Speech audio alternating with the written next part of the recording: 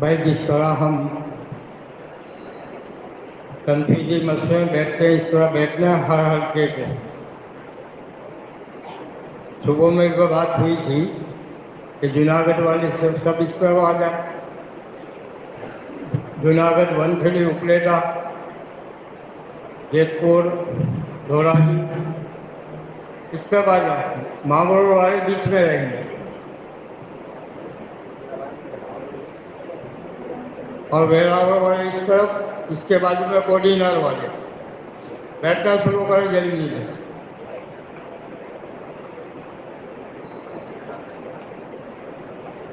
ہر حلقے والے اپنے حلقے کے ساتھ بیٹھے. 1 نمبر 2 نمبر ہمارے 23 حلقے ہیں. ہر حلقے والے اپنے حلقے کے ساتھ بیٹھے.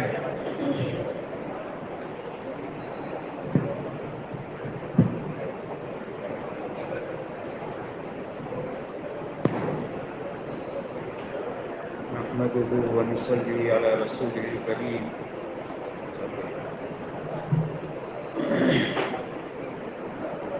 أعوذ بالله من الشيطان الرجيم. بسم الله الرحمن الرحيم.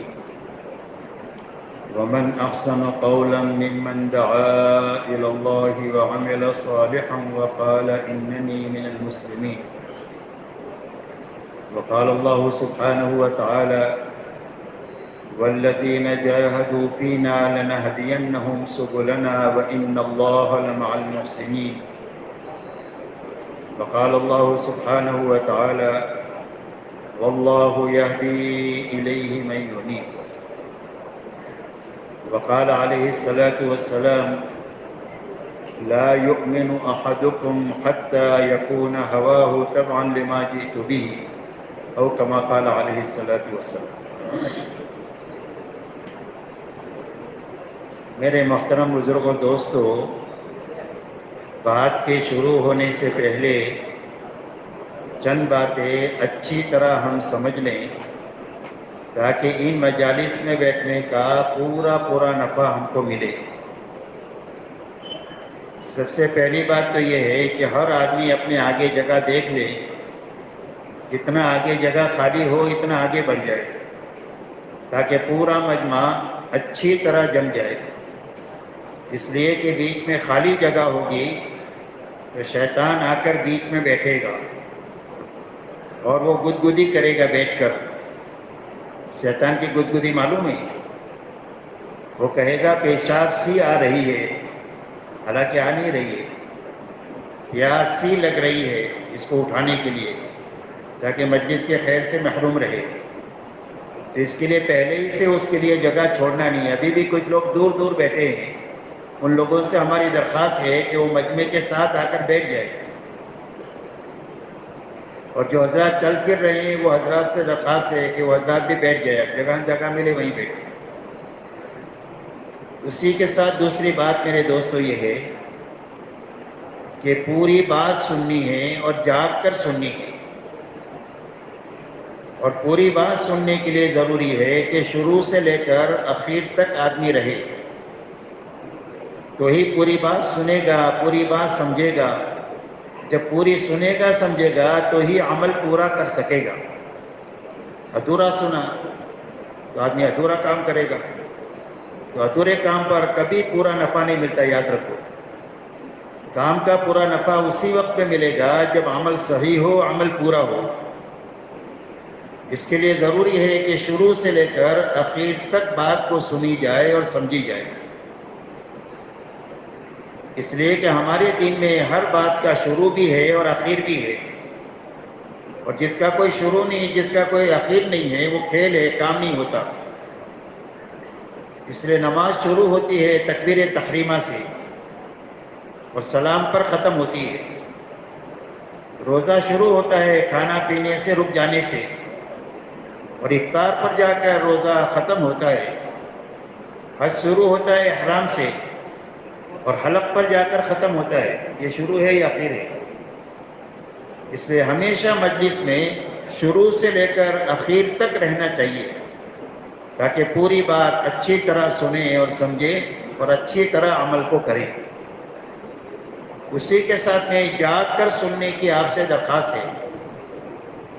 ظہر کے بعد کا وقت عام طور پر سستی کا ہوتا ہے، تو نہ چاہتے ہوئے بھی آنکھ بند ہونے لگتی ہے، تو مجاہدے سے بات کو سننا اور جاگ کر پوری بات کو سننا، اس لیے کہ آنکھیں بند ہو گئی تو کان بند ہو گئے، اور مجلس میں ہونے کے باوجود بھی کوئی بات دل تک جائے گی نہیں، اور جب بات دل تک نہیں جائے گی تو زندگی کے رخ کو صحیح نہیں کرے گی۔ وہ بات دین کی زندگی بدلتی ہے جو دل تک پہنچتی ہے۔ معلومات سے زندگی نہیں بنتی ہے، بلکہ جو بات دل تک پہنچ جائے گی وہ زندگی کے رخ کو صحیح کر دے گی۔ ایک بات پہنچ جائے دل میں، کام ہو جائے گا۔ اسی لیے کتابوں میں آتا ہے کہ ایک آدمی رات کے وقت میں ڈکیتی کی حالت میں جرم کا ارادہ ہے کہ اس گھر کو لوٹنا ہے، سارے اسباب مہیا ہو گئے ہیں، لیکن گھر میں سے آواز آئی الم یعن للذین آمنوا ان تخشع قلوبہم لذکر اللہ، کیا ایمان والوں کے لیے وقت آیا نہیں ہے کہ ان کے دل اللہ کے ذکر کے لیے منقاد ہو جائے، مطیع ہو جائے، فرما بردار ہو جائے۔ بس وہ بات کانوں کے راستے سے دل تک پہنچ گئی، فوراً کہا آ گیا آ گیا۔ اپنے سارے سامان کو توڑ پھوڑ کر بیت اللہ پہنچے توبہ کرتے ہوئے، اور بیت اللہ پہنچ کر بہت بڑے ولی بن کر کے اس دنیا سے تشریف لے گئے۔ یہ دین کی بات کا اثر ہے، لیکن شرط یہ ہے کہ دل تک پہنچنا چاہیے۔ اس کے لیے راستہ کانوں کا ہے، اور کانوں کے راستے آنکھوں کا ہے کہ جاگ کر بات سننا، اور جاگ کر بات سننے کا راستہ یہ ہے کہ آنکھیں بند نہیں کرنا، نیچے نہیں دیکھنا، گھٹنوں میں ہاتھ نہیں ڈالنا، یہ سب سونے کی نیت ہوتی ہے، بلکہ بات کرنے والے کی طرف دیکھتے رہنا۔ کس کی طرف دیکھتے رہنا؟ بات کرنے والے کی طرف دیکھتے رہنا۔ پھر بھی آنکھ بند ہونے لگے تو اپنی آنکھوں کو مل کر نیند کو دور کیا جاوے، تاکہ اس مجلس کی پوری خیر ہمیں ملے۔ اپنے پڑوس میں بھی دیکھتے رہیں، کوئی اگر سونے لگے تو اس کو محبت سے جگا دے، یہ اس کے ساتھ بھلائی ہے، خیر خواہی ہے کہ محرومی سے وہ بچ جائے گا۔ اس کے لیے جاگ کر سننا، اسی کے ساتھ پوری بات دھیان اور توجہ سے سننا، کہ جسم بھی یہاں ہے اور دل دماغ بھی یہاں ہے۔ اگر جسم یہاں ہے، دل دماغ ادھر ادھر ہے، تو ہارن کی آواز جیسے کانوں میں ٹکراتی ہے نا، ایسے بیان کی آواز ٹکراتی رہے گی، اندر کچھ جائے گی نہیں۔ اس لیے دل دماغ یہاں ہونا چاہیے جسم کے ساتھ، تو بات دھیان اور توجہ سے سنی جائے گی۔ اسی کے ساتھ عمل کی نیت سے سننا، اس لیے کہ جو بات عمل کی نیت سے سنی جائے گی وہ بات ضائع نہیں ہوگی، وہ محفوظ ہو جائے گی۔ کام کے وقت میں یاد آئے گی کہ ہم نے پرانی مجلس میں یہ بات سنی تھی، اس کام کو ایسے کرنا ہے۔ یہ فائدہ ہے نا عمل کی نیت سے سننے کا۔ دوسرا فائدہ میرے دوستو یہ ہے کہ اللہ کی طرف سے داد و دہش کا جو نظام ہے وہ آدمی کی نیت ہے۔ دو قاعدے کلیہ ہے، وَلَيْسَ لِلْإِنسَانِ إِلَّا مَا سَعَى، کہ ہر آدمی کو وہ ملے گا جس کی اس نے کوشش کیا۔ صحیح اور کوشش کا صلہ ملے گا، اچھی کوشش ہے تو اچھا بدلہ ملے گا، غلط کوشش کیا ہے تو غلط بدلہ ملے گا۔ یہ قاعدہ کلیہ ہے، کوشش کا صلہ ملے گا۔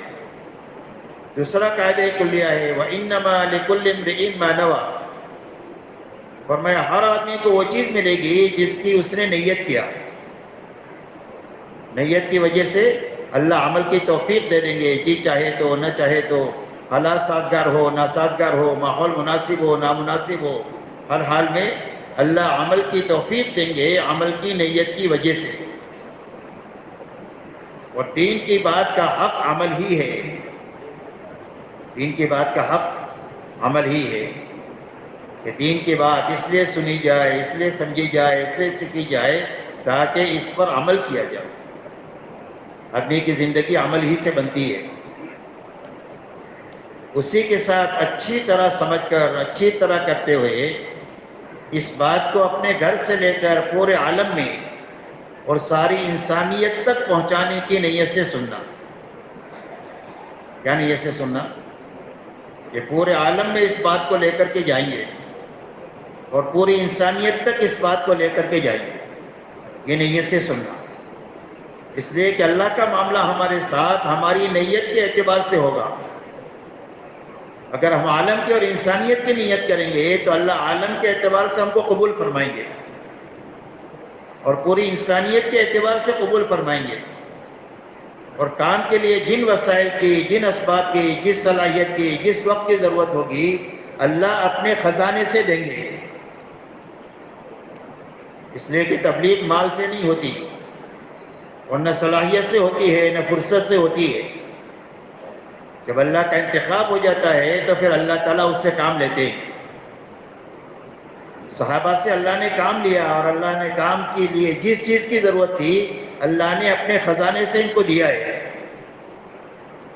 مال اللہ کے خزانے سے آیا ہے، فیکٹری کے راستے سے نہیں آیا صحابہ کے پاس۔ صلاحیت اللہ کے خزانے سے آئی ہے اور فرصت اللہ کے خزانے سے آئی ہے کام کے لیے۔ تو جب آدمی نیت کرے گا تو اس نیت کے اعتبار سے اللہ معاملہ کرے گا۔ اس لیے عالم کی اور انسانیت کی نیت کرنا۔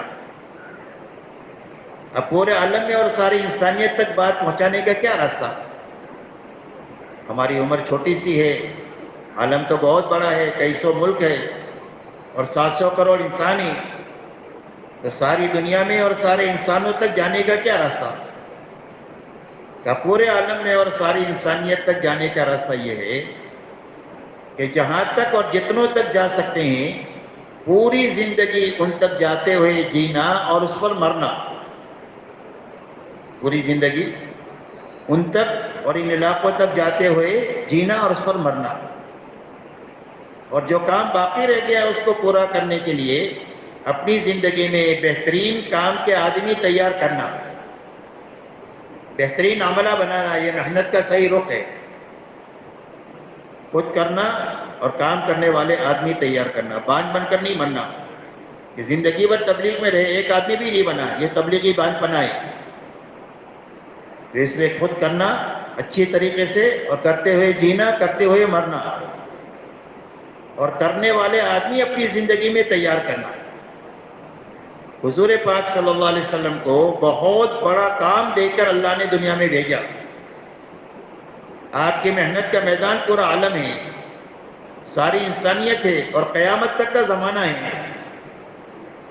اتنا بڑا کام ہے آپ کے ذمے، اور آپ کو 23 سال میں یہ کام پورا کرنا ہے، اس لیے کہ نبوت کا زمانہ 23 سال کا ہے، کہ 23 سال میں اتنے بڑے کام پر آپ کو قابو پانا ہے۔ تو حضور صلی اللہ علیہ وسلم نے محنت کا کیا رخ اپنایا؟ آپ نے محنت کا رخ یہ اپنایا کہ اپنی نفس نفیس اپنے آپ کو پوری طرح تھکاتے ہوئے آپ نے پورے حجاز میں کام کیا۔ آپ کا لمبے میں لمبا سفر تبوک تک کا ہے۔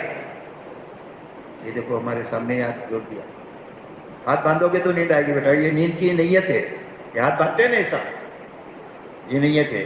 آنکھیں بند کیا، یہ بھی نیت ہے سونے کی، تو فوراً آ جائے گی، وہ تو بہت وفادار ہے، فوراً آ جاتی ہے۔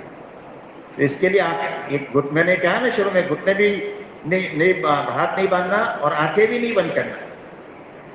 تھوڑا ہی وقت ہوتا ہے، ہفتے ایک ہی دن ہے آپ کے پاس میں، جماعت اتنے لمبے سفر کرتے ہوئے آئی ہے، تو ابھی اس سے ہم کو پورا فائدہ اٹھانا ہے۔ تو اس کے لیے جاگ کر کے سن، اور مجھے بار بار جگانے کے لیے وقت لگانا نہیں پڑے، ایسا کرنا، اس لیے کہ جو ضروری باتیں ہیں جتنے وقت میں پوری کرنی ہے۔ تو اسی وقت میں ہوگی جب غیر ضروری کام میں لگنا نہیں ہوگا تو ہی پوری ہو سکے گی. اس کے لیے آپ سے ہماری مؤدبانہ درخواست ہے کہ سارے ساتھی آنکھیں کھول کر بات کو سنیں. پھر بات یہ ہے کہ مشورے نے مجھے تھوڑا اوپر بٹھایا ہے. پھر وہ کرسی تو اور بھی نیچے تھی, مجھے تو اور بیٹھتا تو نیچے ہوتا, وہ جمتی نہیں ہے. میں تو ہائٹ میری لمبی ہے تو میں نے یہ کرسی منگائی ہے تاکہ سارا مجمع میرے سامنے رہے کہ کون جاگ رہا ہے کون سو رہا ہے وہ سارا نظر آتا ہے. بات سمجھ میں آ رہی بھائی؟ تو کہ بھائی جاگ کر سنیں گے, آنکھیں تو نہیں بند کریں گے نا. آنکھیں بند مت کرو اور گھٹنے میں ہاتھ بھی مت دو, نیچے بھی مت دیکھو, میری طرف ہی دیکھتے رہو. میں آپ کی طرف دیکھ رہا ہوں, آپ میری طرف دیکھو. انشاءاللہ بہت بڑا کام اس سے ہو جائے گا.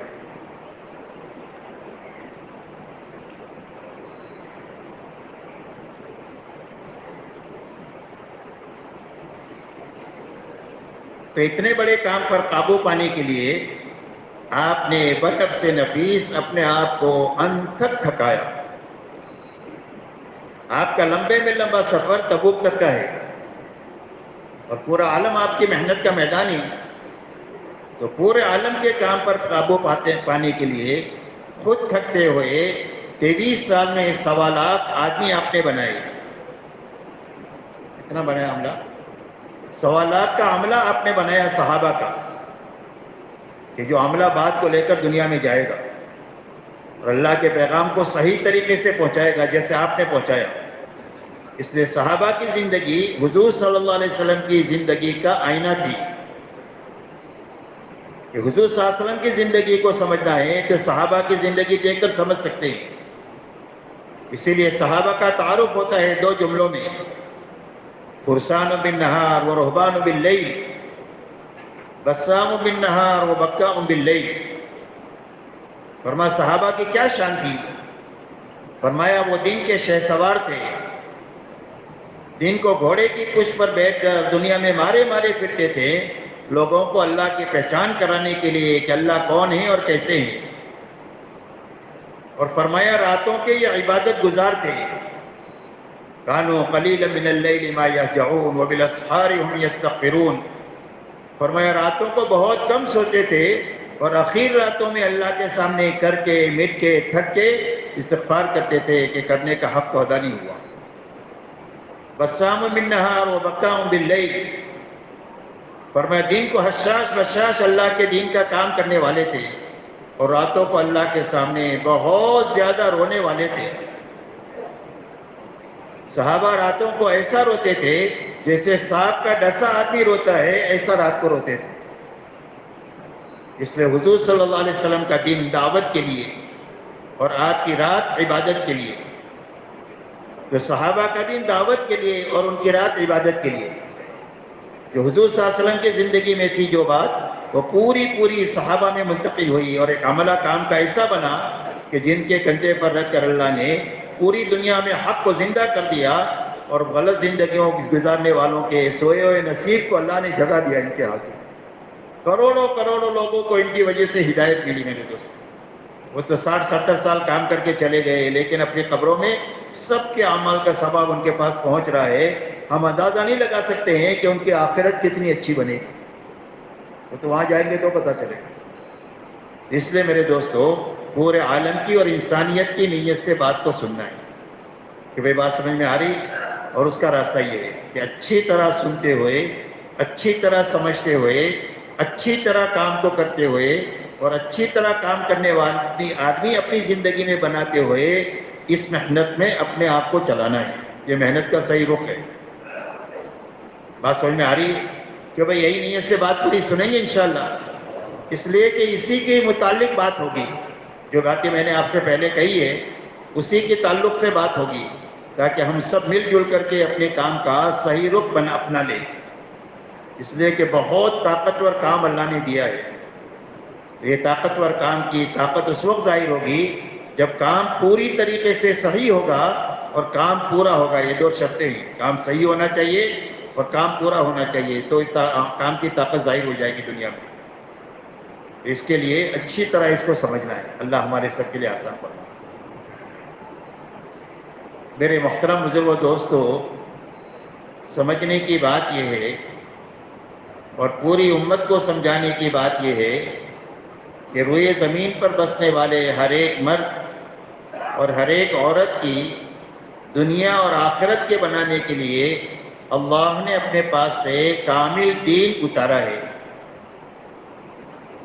اور اپنی سنت روئے زمین پر یہ جاری فرمائی ہے کہ جو کوئی بھی پوری دینداری کے ساتھ جیے گا یا پوری دینداری پر مرے گا، اللہ اس کی دنیا بھی اچھے سے اچھی بنا دیں گے اور اس کی آخرت بھی اچھے سے اچھی بنا دیں گے۔ اور جو بے دینی کے ساتھ جیے گا یا بے دینی پر مرے گا، اللہ اس کی دنیا بھی نتیجتاً اجاڑیں گے اور اس کی آخرت ایسی اجڑے گی جس کی کبھی بھی آبادی نہیں ہے۔ یہ اللہ کی طرف سے ایسی سنت ہے کہ اس میں کبھی بھی تبدیلی نہیں ہوگی۔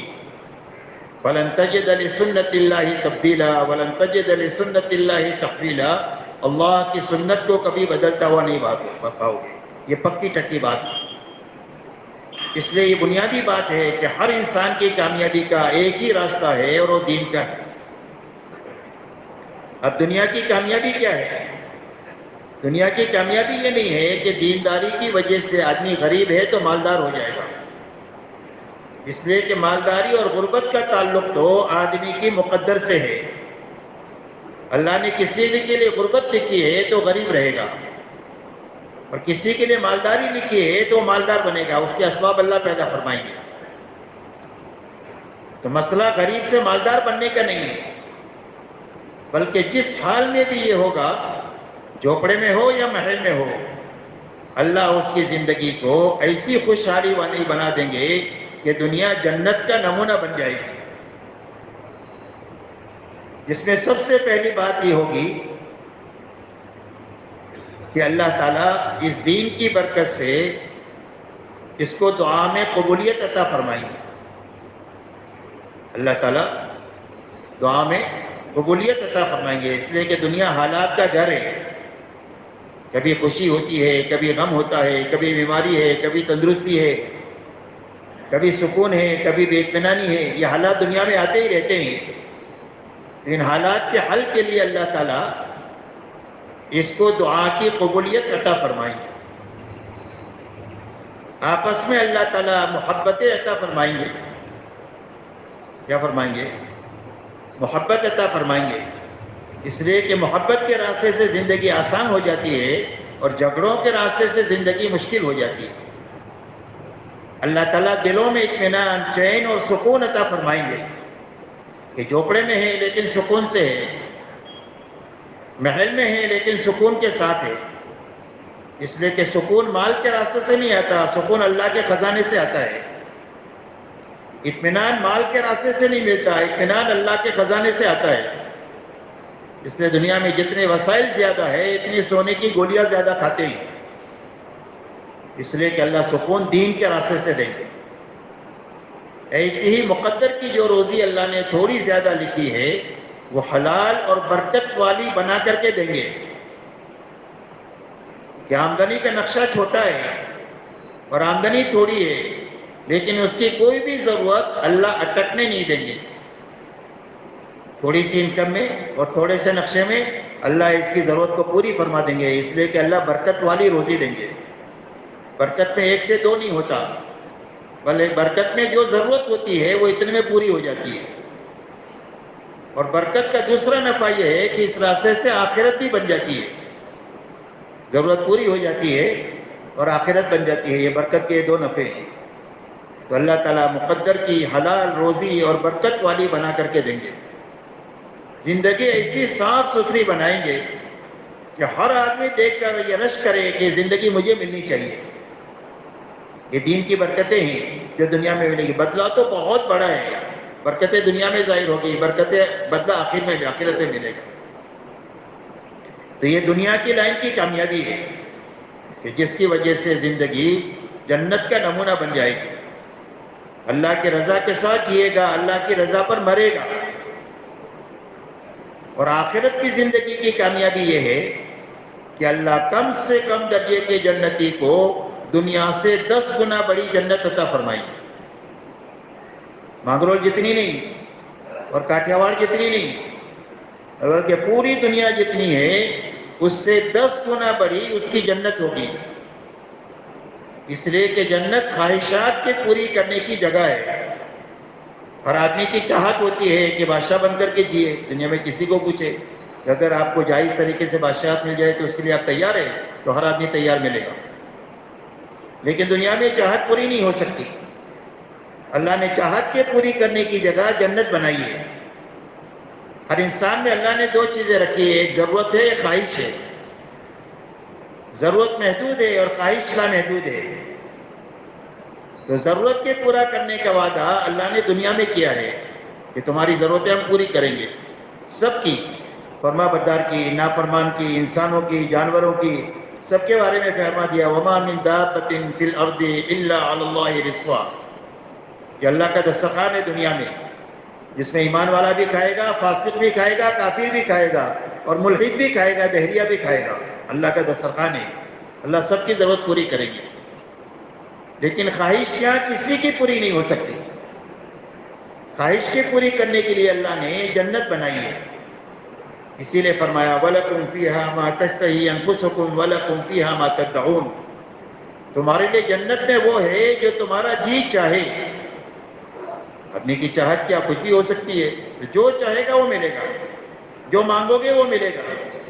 آدمی کی چاہت رہتی ہے جوان رہنے کی، تندرست رہنے کی، طاقتور رہنے کی، ہمیشہ زندہ رہنے کی، یہ ساری خواہشیں جنت میں پوری ہو جائے گی۔ ہر آدمی کی چاہت ہوتی ہے بہت زیادہ مال ملک ہونے کی، تو اس کی ساری چاہتیں جنت میں پوری ہو جائے گی۔ اسی لیے فرمایا وَإِذَا رَأَيْتَ ثَمَّ رَأَيْتَ نَعِيمًا وَمُلْكًا كَبِيرًا، اے مخاطب تو دیکھے گا، پھر دیکھے گا، کیا دیکھے گا؟ فرمایا نعمتوں کا لامتناہی سلسلہ ہوگا کہ جو کبھی ختم بھی نہیں ہوگی اور کوئی روک ٹوک بھی نہیں ہوگی، کوئی منع کرنے والا نہیں کہ یہ مت لو، یہ مت کھاؤ، یہ مت پیو۔ اللہ ریشم کا لباس پہنائیں گے، دنیا میں حرام کیا ہے۔ مرد کو سونے چاندی کے کنگن پہنائیں گے جنت میں، جو دنیا میں حرام کیا ہے۔ فرمایا اس کی ہر خواہش پوری ہو جائے گی۔ کم سے کم درجے کے جنتی کو 70-72 جنت کی حوریں دی جائے گی۔ یہاں پر 4 تک کی قید لگا دیا کہ 4 سے آگے نہیں بڑھ سکتے، لیکن وہاں تمہاری خواہش پوری ہوگی۔ بات سمجھ میں آ رہی بھائی؟ تو اللہ نے خواہشات کے پوری کرنے کی جگہ بنائی۔ فَإِذَا تو دیکھے گا تو نعمتوں کا لا متناہی سلسلہ ہوگا، لا مقطوعۃ ولا ممنوعہ، نہ کبھی ختم ہوگا نہ کوئی روک ٹوک ہوگی۔ اور فرمائے مخاطب تو بہت بڑا ملک دیکھے گا اپنا، بہت بڑا ملک ہوگا تیرا۔ آپ اندازہ لگا سکتے ہیں دنیا سے 10 گنا بڑی جنت ہوگی تو کتنا بڑا ملک ہوگا ایک ایک جنتی کا۔ تو ایسی جنت کی شکل میں اللہ آخرت میں کامیابی دیں گے، جہاں ہمیشہ ہمیشہ رہیں گے، کبھی وہاں سے نکلیں گے نہیں۔ اس لیے کہ اللہ تعالیٰ دوسرا انعام جنت میں یہ دیں گے کہ جنتیوں سے کہیں گے کہ اے میرے بندو میں تم سے راضی ہو گیا ہوں، اب کبھی ناراض نہیں ہوں گا۔ تو یہ خطہ بھی ختم ہو جائے گا کہ کبھی اللہ ناراض ہو کر جنت میں سے ہٹا نہ دے۔ اس لیے کہ اللہ کسی سے راضی ہو جاتے ہیں تو پھر کبھی اس سے ناراض نہیں ہوتے، تو اپنی رضا کا اللہ اعلان کریں گے۔ ایسی زبردست کامیابی آخرت میں جنت اور اللہ کی رضا کی شکل میں عطا فرمائیں گے۔ اس کے لیے بنیاد کیا ہے بھائی؟ اس کے لیے بنیاد صرف دین ہے، دوسری کوئی بنیاد نہیں۔ اور روئے زمین پر بسنے والے ہر مرد اور عورت کی سب سے بڑی ضرورت اللہ کا دین ہے۔ کھانے سے، پینے سے، لباس سے، مکان سے، سواریوں سے، ساری چیزوں سے زیادہ ضروری اللہ کا دین ہے۔ یہ سمجھنا ہے اور پوری امت کو یہ بات سمجھانی ہے، اور امت کے راستے سے انسانیت کے لیے سمجھانے کی راہ ہموار کرنی ہے۔ اس لیے کہ ہماری محنت کا میدان پوری انسانیت ہے۔ حضور صلی اللہ علیہ وسلم رحمت للعالمین بنا کر بھیجے گئے ہیں۔ آج میرے دوستو پوری دنیا کا حال ایسا ہے کہ اگر آج قیامت قائم ہو جائے تو 700 کروڑ انسانوں میں سے 75% آبادی مرتے ہی ہمیشہ ہمیشہ کے لیے جہنم میں چلی جائے، کبھی وہاں سے نکل نہ سکے۔ یہ انسانیت قابل رحم ہے، اس لیے کہ جس راستے پر چل رہے ہیں اس راستے کا کنارہ سوائے تباہی کے اور کچھ نہیں ہے۔ انسان کی سلامتی کا راستہ ایک ہی ہے، وہ اسلام ہے، دوسرا کوئی راستہ نہیں ہے۔ جتنا دوڑے، جتنا بھاگے، جتنا مکر کرے دنیا میں، اس کا انجام اتنی بڑائی تباہی ہے کہ اس کے بعد کبھی تباہی نہیں، کبھی آبادی نہیں ہوگی۔ اور ہر آدمی جہنم میں اتنا روئے گا کہ اس کے آنسو اتنے بہیں گے کہ اس میں کشتیاں چلے گی، اس لیے کہ اس کی باڈی 5-6 فٹ کی نہیں ہوگی، بلکہ اس کی باڈی اتنی بڑی ہوگی کہ اس کا ایک ڈاڑھ احد پہاڑ کے برابر ہوگی۔ تو 32 دانت کتنے ہوں گے؟ اس کے ایک کندھے سے دوسرے کندھے کی مسافت مہینوں کی ہوگی اور سالوں کی ہوگی۔ کھال اتنی لمبی ہوگی، کئی ہاتھ لمبی۔ قرآن کہہ رہے ہیں کلما نضجت جلودہم بدلناہم جلودا غیرا لیذوقوا العذاب۔ جبھی بھی ان کی کھال جل جائے گی، اللہ نئی کھال لگائیں گے، اور ایک دن میں سینکڑوں مرتبہ جلے گی اور سینکڑوں مرتبہ نئی کھال لگے گی، اور اللہ کہیں گے کہ جہنم کی آگ کا مزہ چکھو۔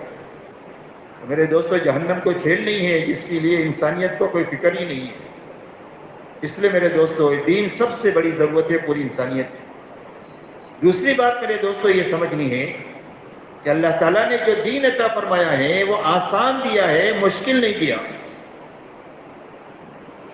اس لیے کہ اللہ اپنے بندوں پر بہت زیادہ مہربان ہے۔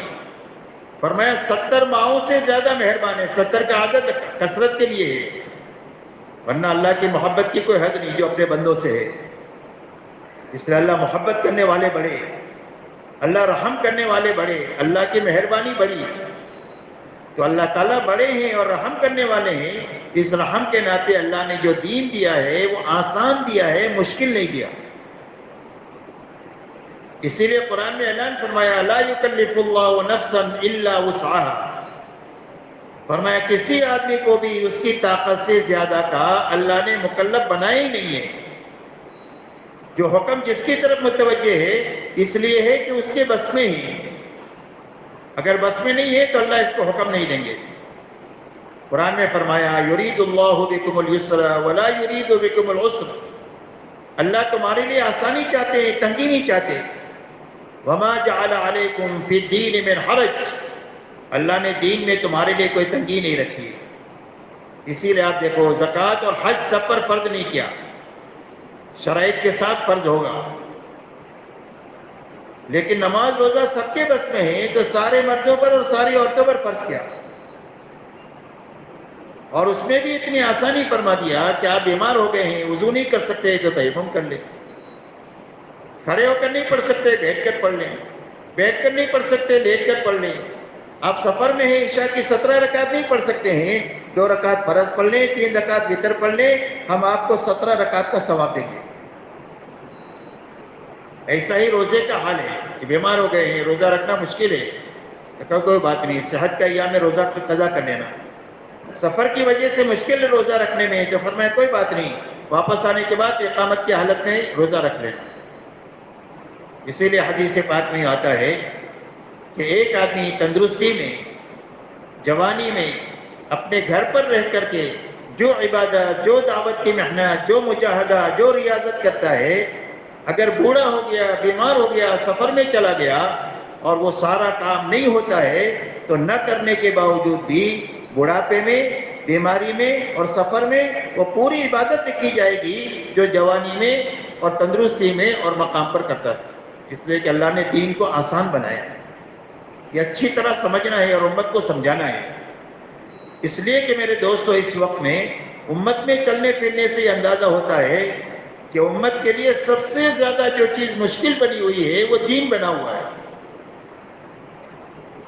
دنیا کا کوئی کام نہیں چھوٹا، دنیا میں چل پھر کر آپ دیکھو، نہ کھیتی چھوٹی، نہ تجارت چھوٹی، نہ ملازمت چھوٹی، نہ انجینئرنگ چھوٹی، نہ ڈاکٹری چھوٹی، سارے کام ہو رہے ہیں۔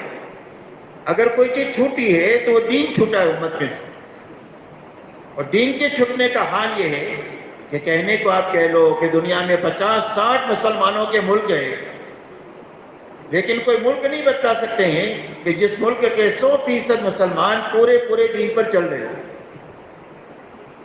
ملک کو آپ چھوڑ دو، کوئی صوبہ نہیں بتا سکتے، صوبے سے نیچے کوئی تحصیل نہیں بتا سکتے، تحصیل سے نیچے کوئی گاؤں جس میں 3000 مسلمانوں کی فیملیاں ہوں اور 30,000 بالغ مرد اور عورتیں رہتی ہوں اور وہ پورے دین پر چل رہے ہوں، ایسا گاؤں بتانا ہمارے لیے مشکل ہو گیا کہ بھئی میں صحیح کہہ رہا ہوں کہ غلط کہہ رہا ہوں۔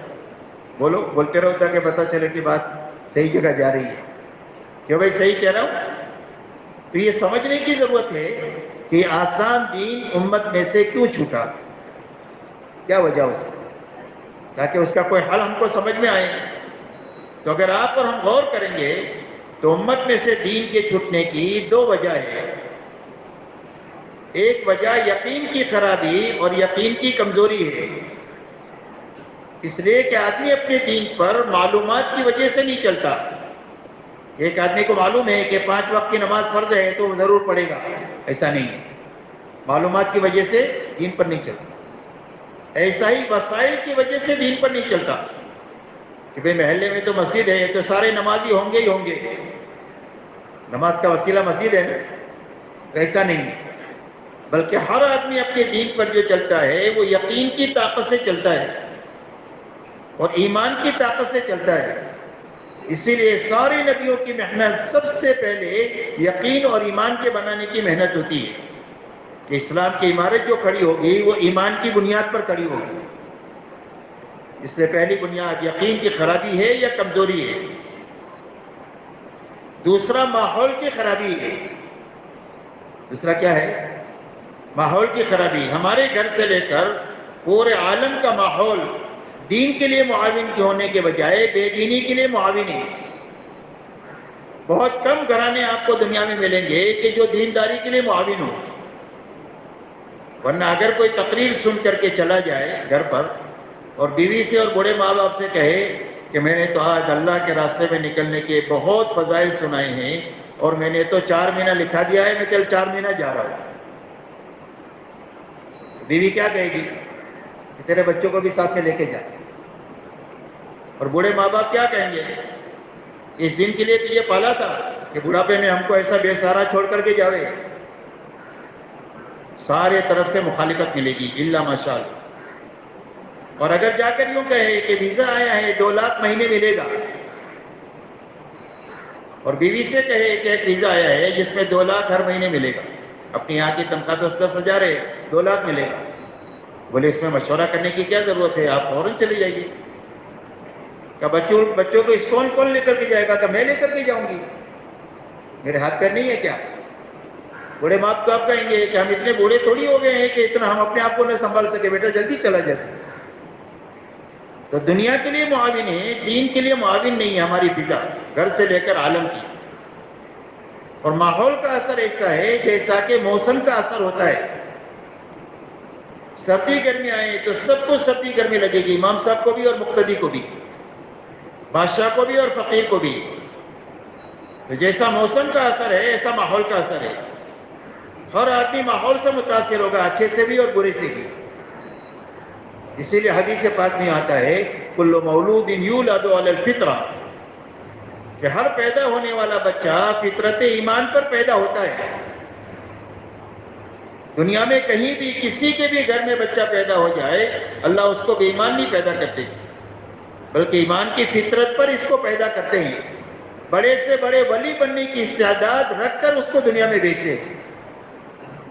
لیکن اس نے جس ماحول میں آنکھ کھولی اس نے ایمان کے خلاف دیکھا اور دیکھتا ہی رہا، ایمان کے خلاف سنا اور سنتا ہی رہا، ایمان کے خلاف بولا اور بولتا ہی رہا، ایمان کے خلاف سوچا اور سوچتا ہی رہا، اس لیے کہ پورا ماحول بے ایمانی کا ہے۔ اس بے ایمانی کے ماحول کی وجہ سے جس فطرت پر اللہ نے پیدا کیا تھا وہ فطرت اندر سے مسخ ہو گئی اور وہ مجوسی ہو گیا، یہودی ہو گیا، عیسائی ہو گیا، حالانکہ اللہ نے اس کو فطرت ایمان پر پیدا کیا تھا۔ اتنا ماحول کا اثر ہے کہ آدمی کی فطرت مسخ ہو جاتی ہے۔ بات سمجھ میں آ رہی بھائی؟ تو امت کے لیے دین کے مشکل ہونے کی یہ دو وجہ ہے، ایک یقین کی خرابی ہے اور ایک ماحول کی خرابی ہے۔ اگر ہم یہ چاہتے ہیں کہ دین ہمارے لیے آسان ہو جائے، ہمارے بچوں کے لیے اور عورتوں کے لیے آسان ہو جائے، اور پوری امت کے لیے اور آئندہ ہماری نسلوں کے لیے آسان ہو جائے، اور ساری انسانیت کے لیے دین کے آسان ہونے کی راہ ہموار ہو جائے، تو اس کا ایک ہی راستہ ہے، ایک تو ہر فرد امت کا یقین بننا چاہیے اور بیک وقت میں اپنے گھر سے لے کر عالم کا ماحول بننا چاہیے۔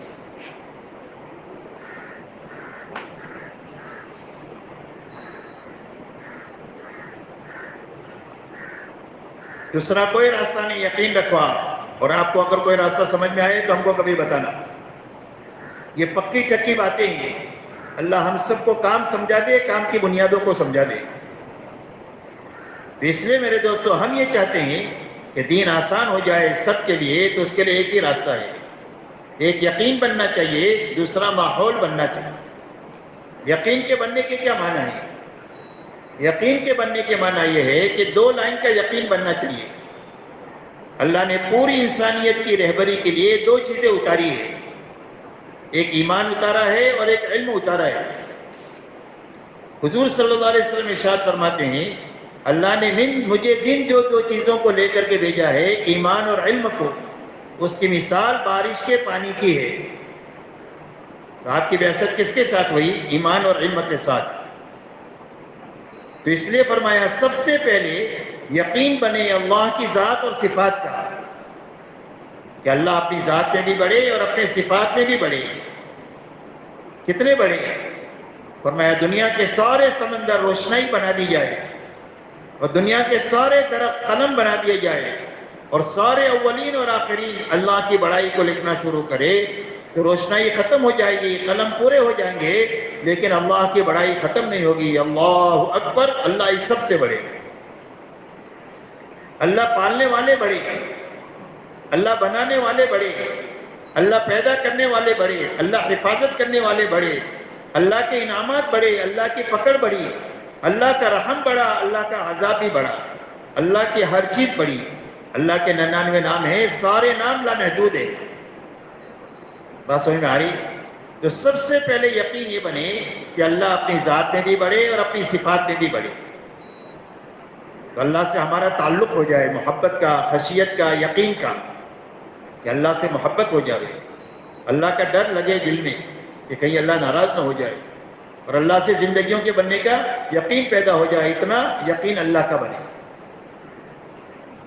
دوسرا اللہ کے وعدے اور وعید کا یقین بنے، اللہ نے کرنے کے لائن کے احکامات دیے ہیں اور بچنے کے لائن کے احکامات دیے ہیں۔ کرنے پر انعامات کا وعدہ کیا ہے، اور کرنے کے کام چھوڑنے پر وعید اللہ کی طرف سے آئی ہے۔ بچنے پر اللہ کی طرف سے وعدے ہیں کہ یہ نہ کرو، تو نہیں کریں گے تو اللہ کی طرف سے وعدہ ہے کہ یہ انعام دیں گے، اور نہ کرنے کے کام کرو گے تو یہ وعید ہے، یہ دھمکی ہے، یہ عذاب ہے، اور یہ اس کا دنیاوی نقصان ہے۔ اس کو وعدہ اور وعید کہتے ہیں۔ اللہ تعالیٰ نے نبیوں پر فضائل کا علم اور وعدے اور وعید کا بہت بڑا علم اتارا ہے۔ مثال سے سمجھ سکتے ہیں کہ آپ سچ بولو گے تو نجات پاؤ گے، یہ حدیث کا مفہوم ہے، اور آپ جھوٹ بولو گے تو ہلاک ہو جاؤ گے۔ تو یہ وعدہ ہے، یہ وعید ہے۔ آپ زکوٰۃ دو گے تو آپ کا مال بڑھ جائے گا، اور آپ سود میں ہاتھ ڈالو گے تو مٹ جاؤ گے، یہ وعدہ ہے، یہ وعید ہے۔ زکوٰۃ پر مال کے بڑھنے کا وعدہ ہے، سود میں مال کے مٹنے کی وعید ہے۔ بات سمجھ میں آ رہی ہے؟ اس طرح پورا قرآن اور حدیث وعدے اور وعید کے علم سے بھرا ہوا ہے۔ امت کو حلال معلوم ہے، حرام معلوم ہے، لیکن حلال پر جو وعدہ ہے اس کا یقین کمزور ہو گیا، اور حرام پر جو وعید ہے اس کا یقین کمزور ہو گیا۔ اس لیے زندگیوں میں جو سچ نکل گیا اور جھوٹ آ گیا، زکوٰۃ دینا ختم ہو گیا، سود زندگیوں میں آ گیا۔ الا من رحم ربی، جس پر اللہ رحم کرے وہ بچا ہوا ہے، ورنہ کسی نہ کسی شکل میں سود کی شکلیں امت میں آ رہی ہیں۔ تو اس لیے دوسرا یقین وعدے اور وعید کا ہے، کہ اللہ نے اور اللہ کے نبی نے جو خبر دیا ہے وہ یقینی ہے۔ آسمان اپنی جگہ سے ہل سکتا ہے، لیکن اللہ کی اور نبی کی دی ہوئی خبر کبھی غلط نہیں ہو سکتی ہے، یہ یقین دل میں پیدا ہو۔ یہ 2 لائن کا یقین بننا چاہیے۔ دوسرا، ہمارے ماحول میں پاکیزگی آنا چاہیے۔ کہ ماحول کے بننے کے کیا معنی ہے؟ ماحول کے بننے کے معنی یہ ہے کہ ماحول میں 2 چیزیں زندہ ہو جائیں۔ ایک، اللہ کی عبادت اور بندگی زندہ ہو جائے۔ کیا زندہ ہو جائے؟ اللہ کی عبادت اور بندگی۔ ہر بندہ اللہ کی بندگی کے ساتھ جیے۔ تو بندگی کے ساتھ جینے کے کیا معنی؟ بندگی کے ساتھ جینے کے معنی یہ ہے کہ اللہ نے جتنے کرنے کے لائن کے احکامات دیے ہیں ان سب کو کرتے ہوئے جینا، ایمانیات میں، عبادت میں، معاملات میں، معاشرت میں، اخلاق میں، نیتوں میں جو کرنے کے احکامات ہیں وہ سارے پورے کرتے ہوئے جینا، اور جن چیزوں سے منع کیا ہے اس سے بچتے ہوئے جینا، اس کا نام بندگی ہے، اور اس کا نام اطاعت ہے، اس کا نام فرمانبرداری ہے۔ تو ہمارے ماحول میں اللہ کی اطاعت اور فرما برداری زندہ ہو جائے. دوسرا، ہمارے ماحول میں بھائی چارہ زندہ ہو جائے. کیا زندہ ہو جائے؟ بھائی چارہ. فرمایا کونوا عباد اللہ اخوانا، اللہ کے بندے بن کر کے جیو اور آپس میں بھائی بھائی بن کر کے جیو. کہ ایمان والوں کی مثال ایک دوسرے کے کام آنے میں ایسی ہے جیسا کہ ایک جسم ہے.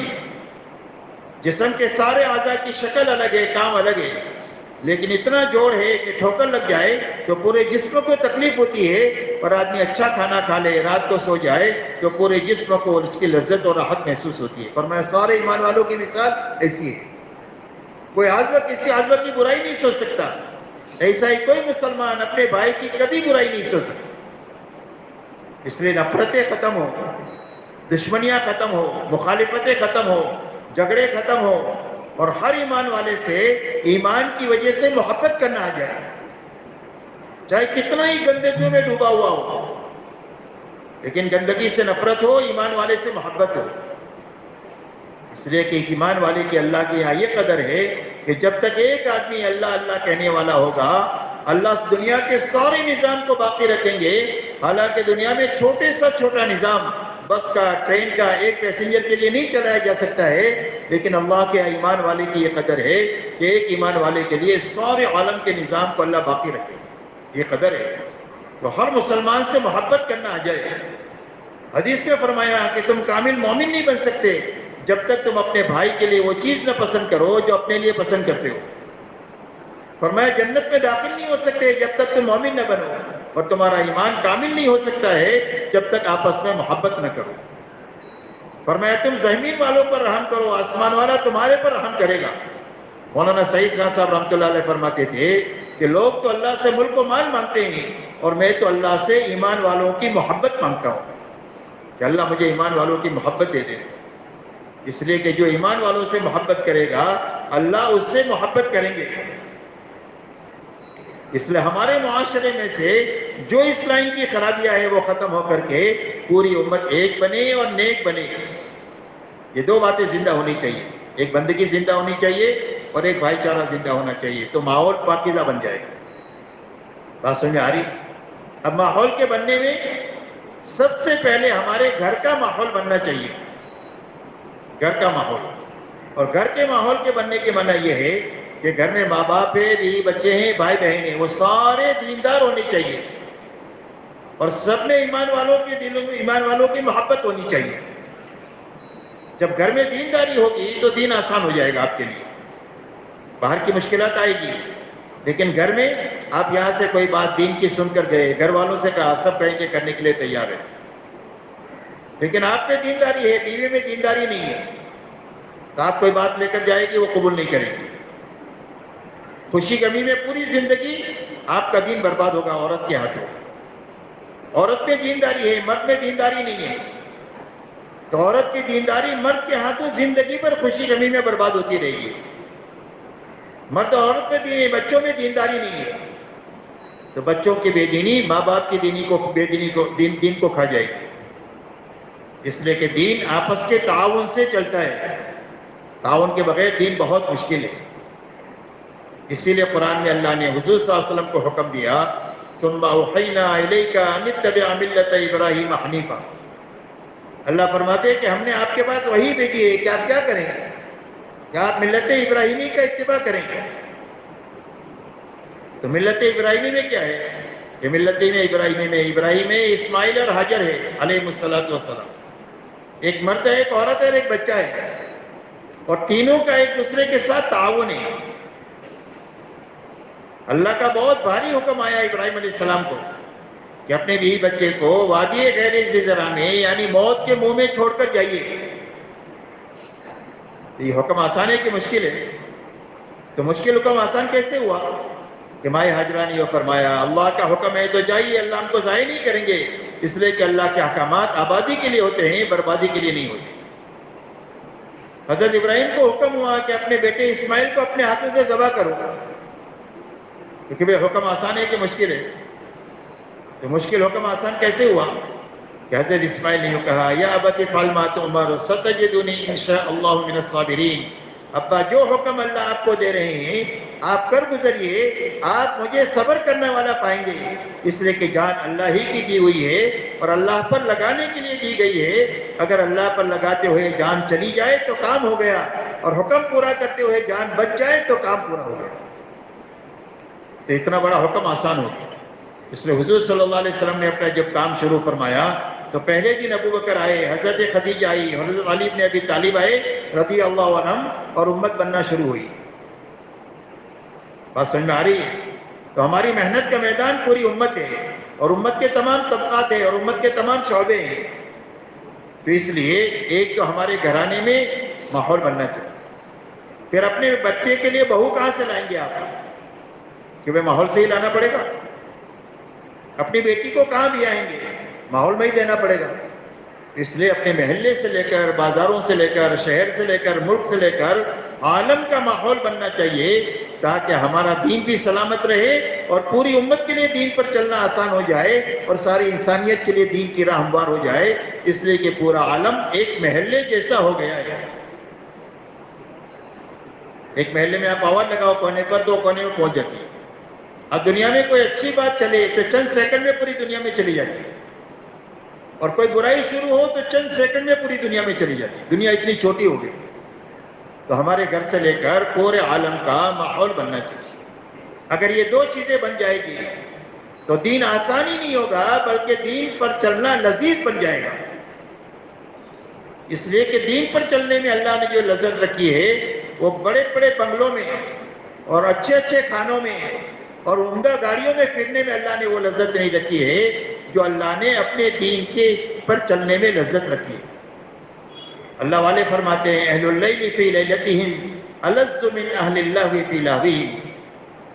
اللہ والے فرماتے ہیں اللہ والوں کو رات کو اللہ کے سامنے جا کر کھڑے ہونے میں گھنٹوں اور گھنٹوں آنسو بہانے میں وہ لذت محسوس ہوتی ہے جو کھیل کود والوں کو اپنے کھیل کود میں وہ لذت محسوس نہیں ہوتی۔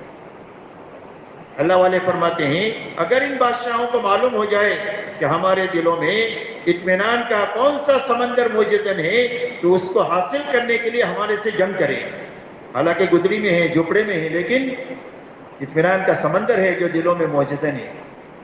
کوئی پریشانی نہیں، کوئی الجھن نہیں، گدری پر بیٹھ کر کوئی پریشانی نہیں، جھوپڑے پر رہ کر کے کوئی پریشانی نہیں، اطمینان کے سمندر یہ ان کے دلوں میں۔ تو اللہ نے دین میں وہ لذت رکھی ہے، لیکن اس کے لیے شرط یہ ہے کہ دو چیزیں بننی چاہیے، ایک دو لائن کا یقین بننا چاہیے، اور ماحول میں دو چیزیں زندہ ہونی چاہیے۔ کیوں بات یاد رہے گی بھائی؟ بہت آسان کر کے بات کر رہا ہوں، بہت ضروری باتیں ہیں، اللہ ہم سب کو سمجھا دے۔ ہمارے کام کی بنیادیں ہیں، یہ کوئی معمولی تحریک نہیں ہے۔ مولانا الیاس صاحب رحمۃ اللہ علیہ کہتے تھے کہ کہیں لوگ میرے کام کو وقتی تحریک میں سمجھ لے،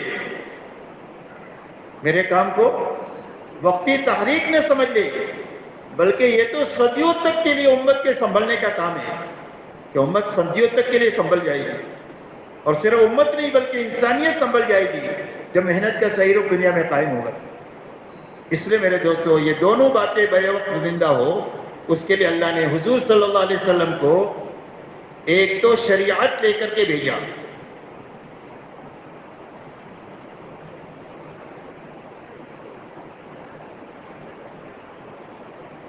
دوسرا ہر فرد امت میں شریعت پر چلنے کی طاقت پیدا ہو جائے، اور بیک وقت میں شریعت ماحول میں زندہ ہو جائے۔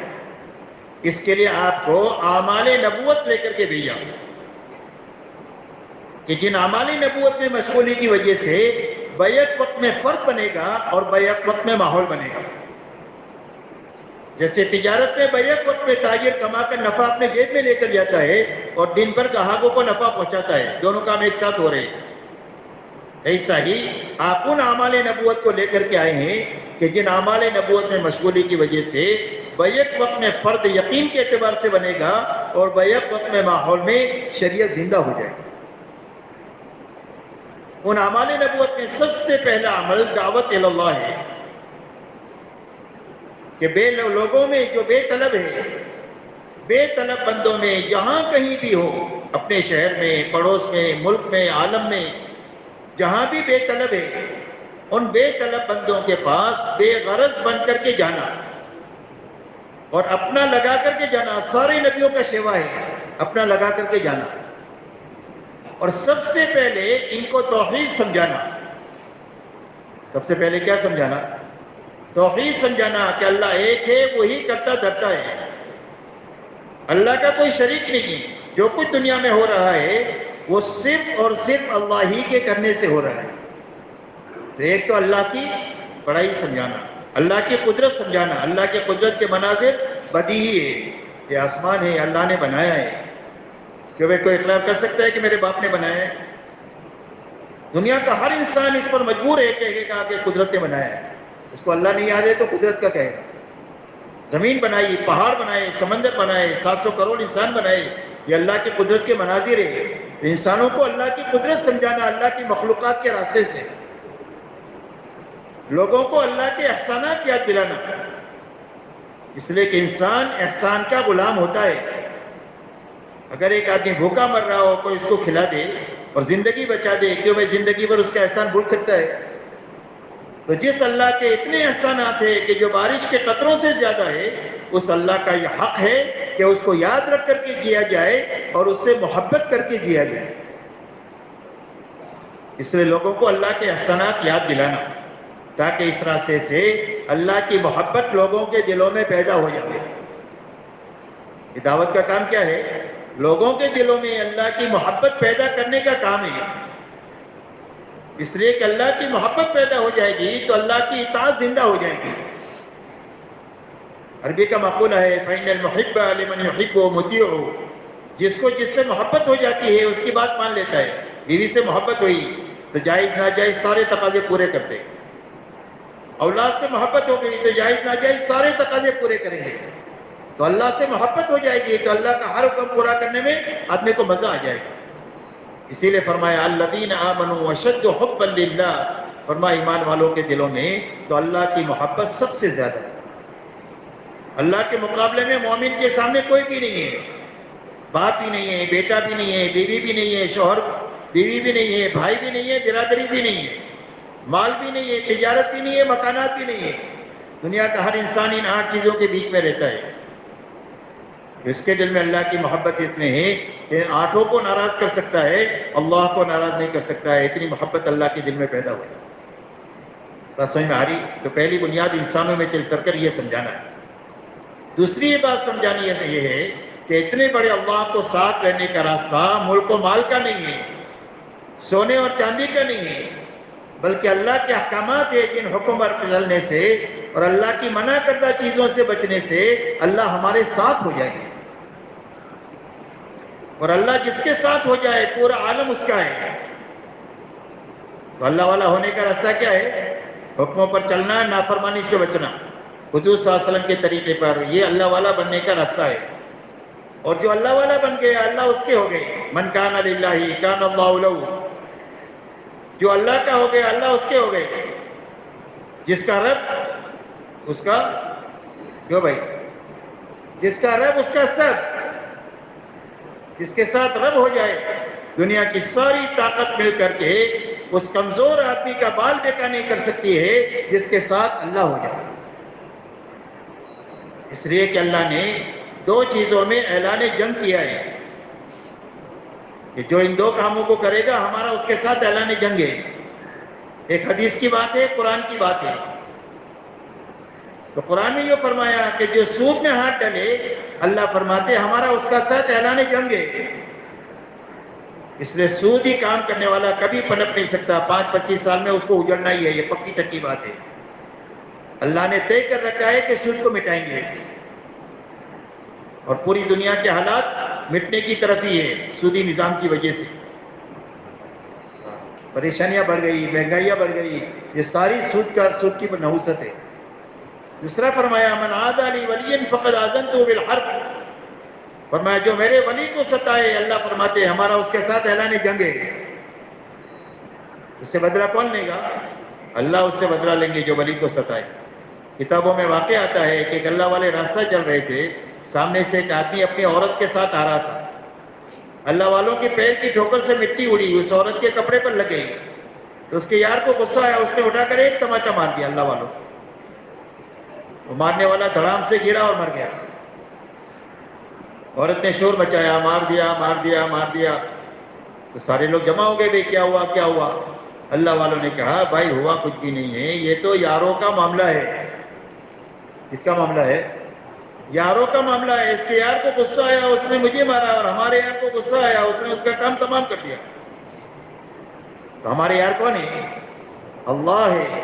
اللہ ولی الذین آمنوا، اللہ ایمان والوں کے ولی ہے، کارساز ہے، اللہ دوست ہے. اللہ ہمارے دوست ہو جائے، دنیا کی کوئی طاقت ہمارا بال بیکار نہیں کر سکتی.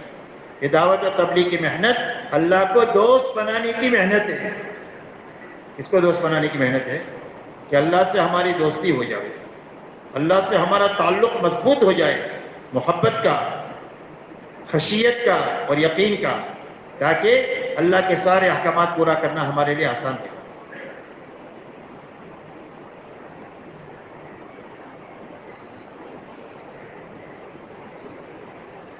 اس لیے حکموں پر چلنے کا نفع سمجھانا لوگوں کو، اور نافرمانی کا نقصان سمجھانا، یہ دوسری بنیاد ہے نبیوں کی دعوت میں.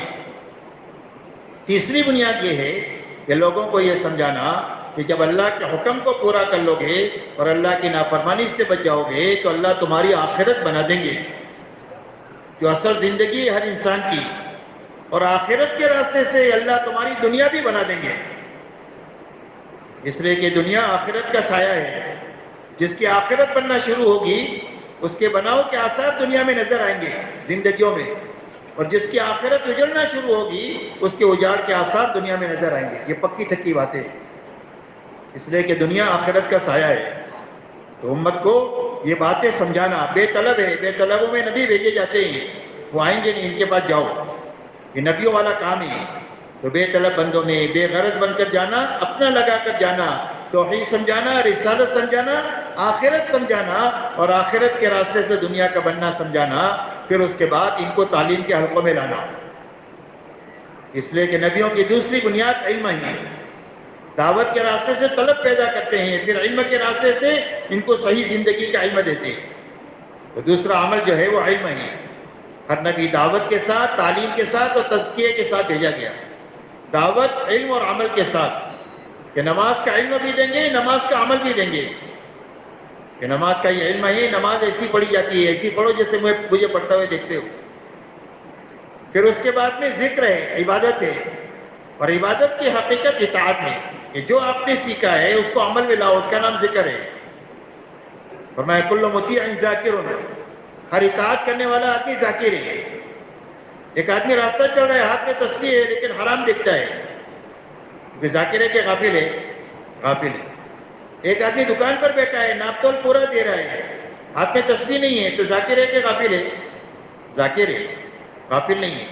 اس لیے کہ حکم پورا کر رہا ہے. حکم کے پورا کرنے کا نام ذکر ہے.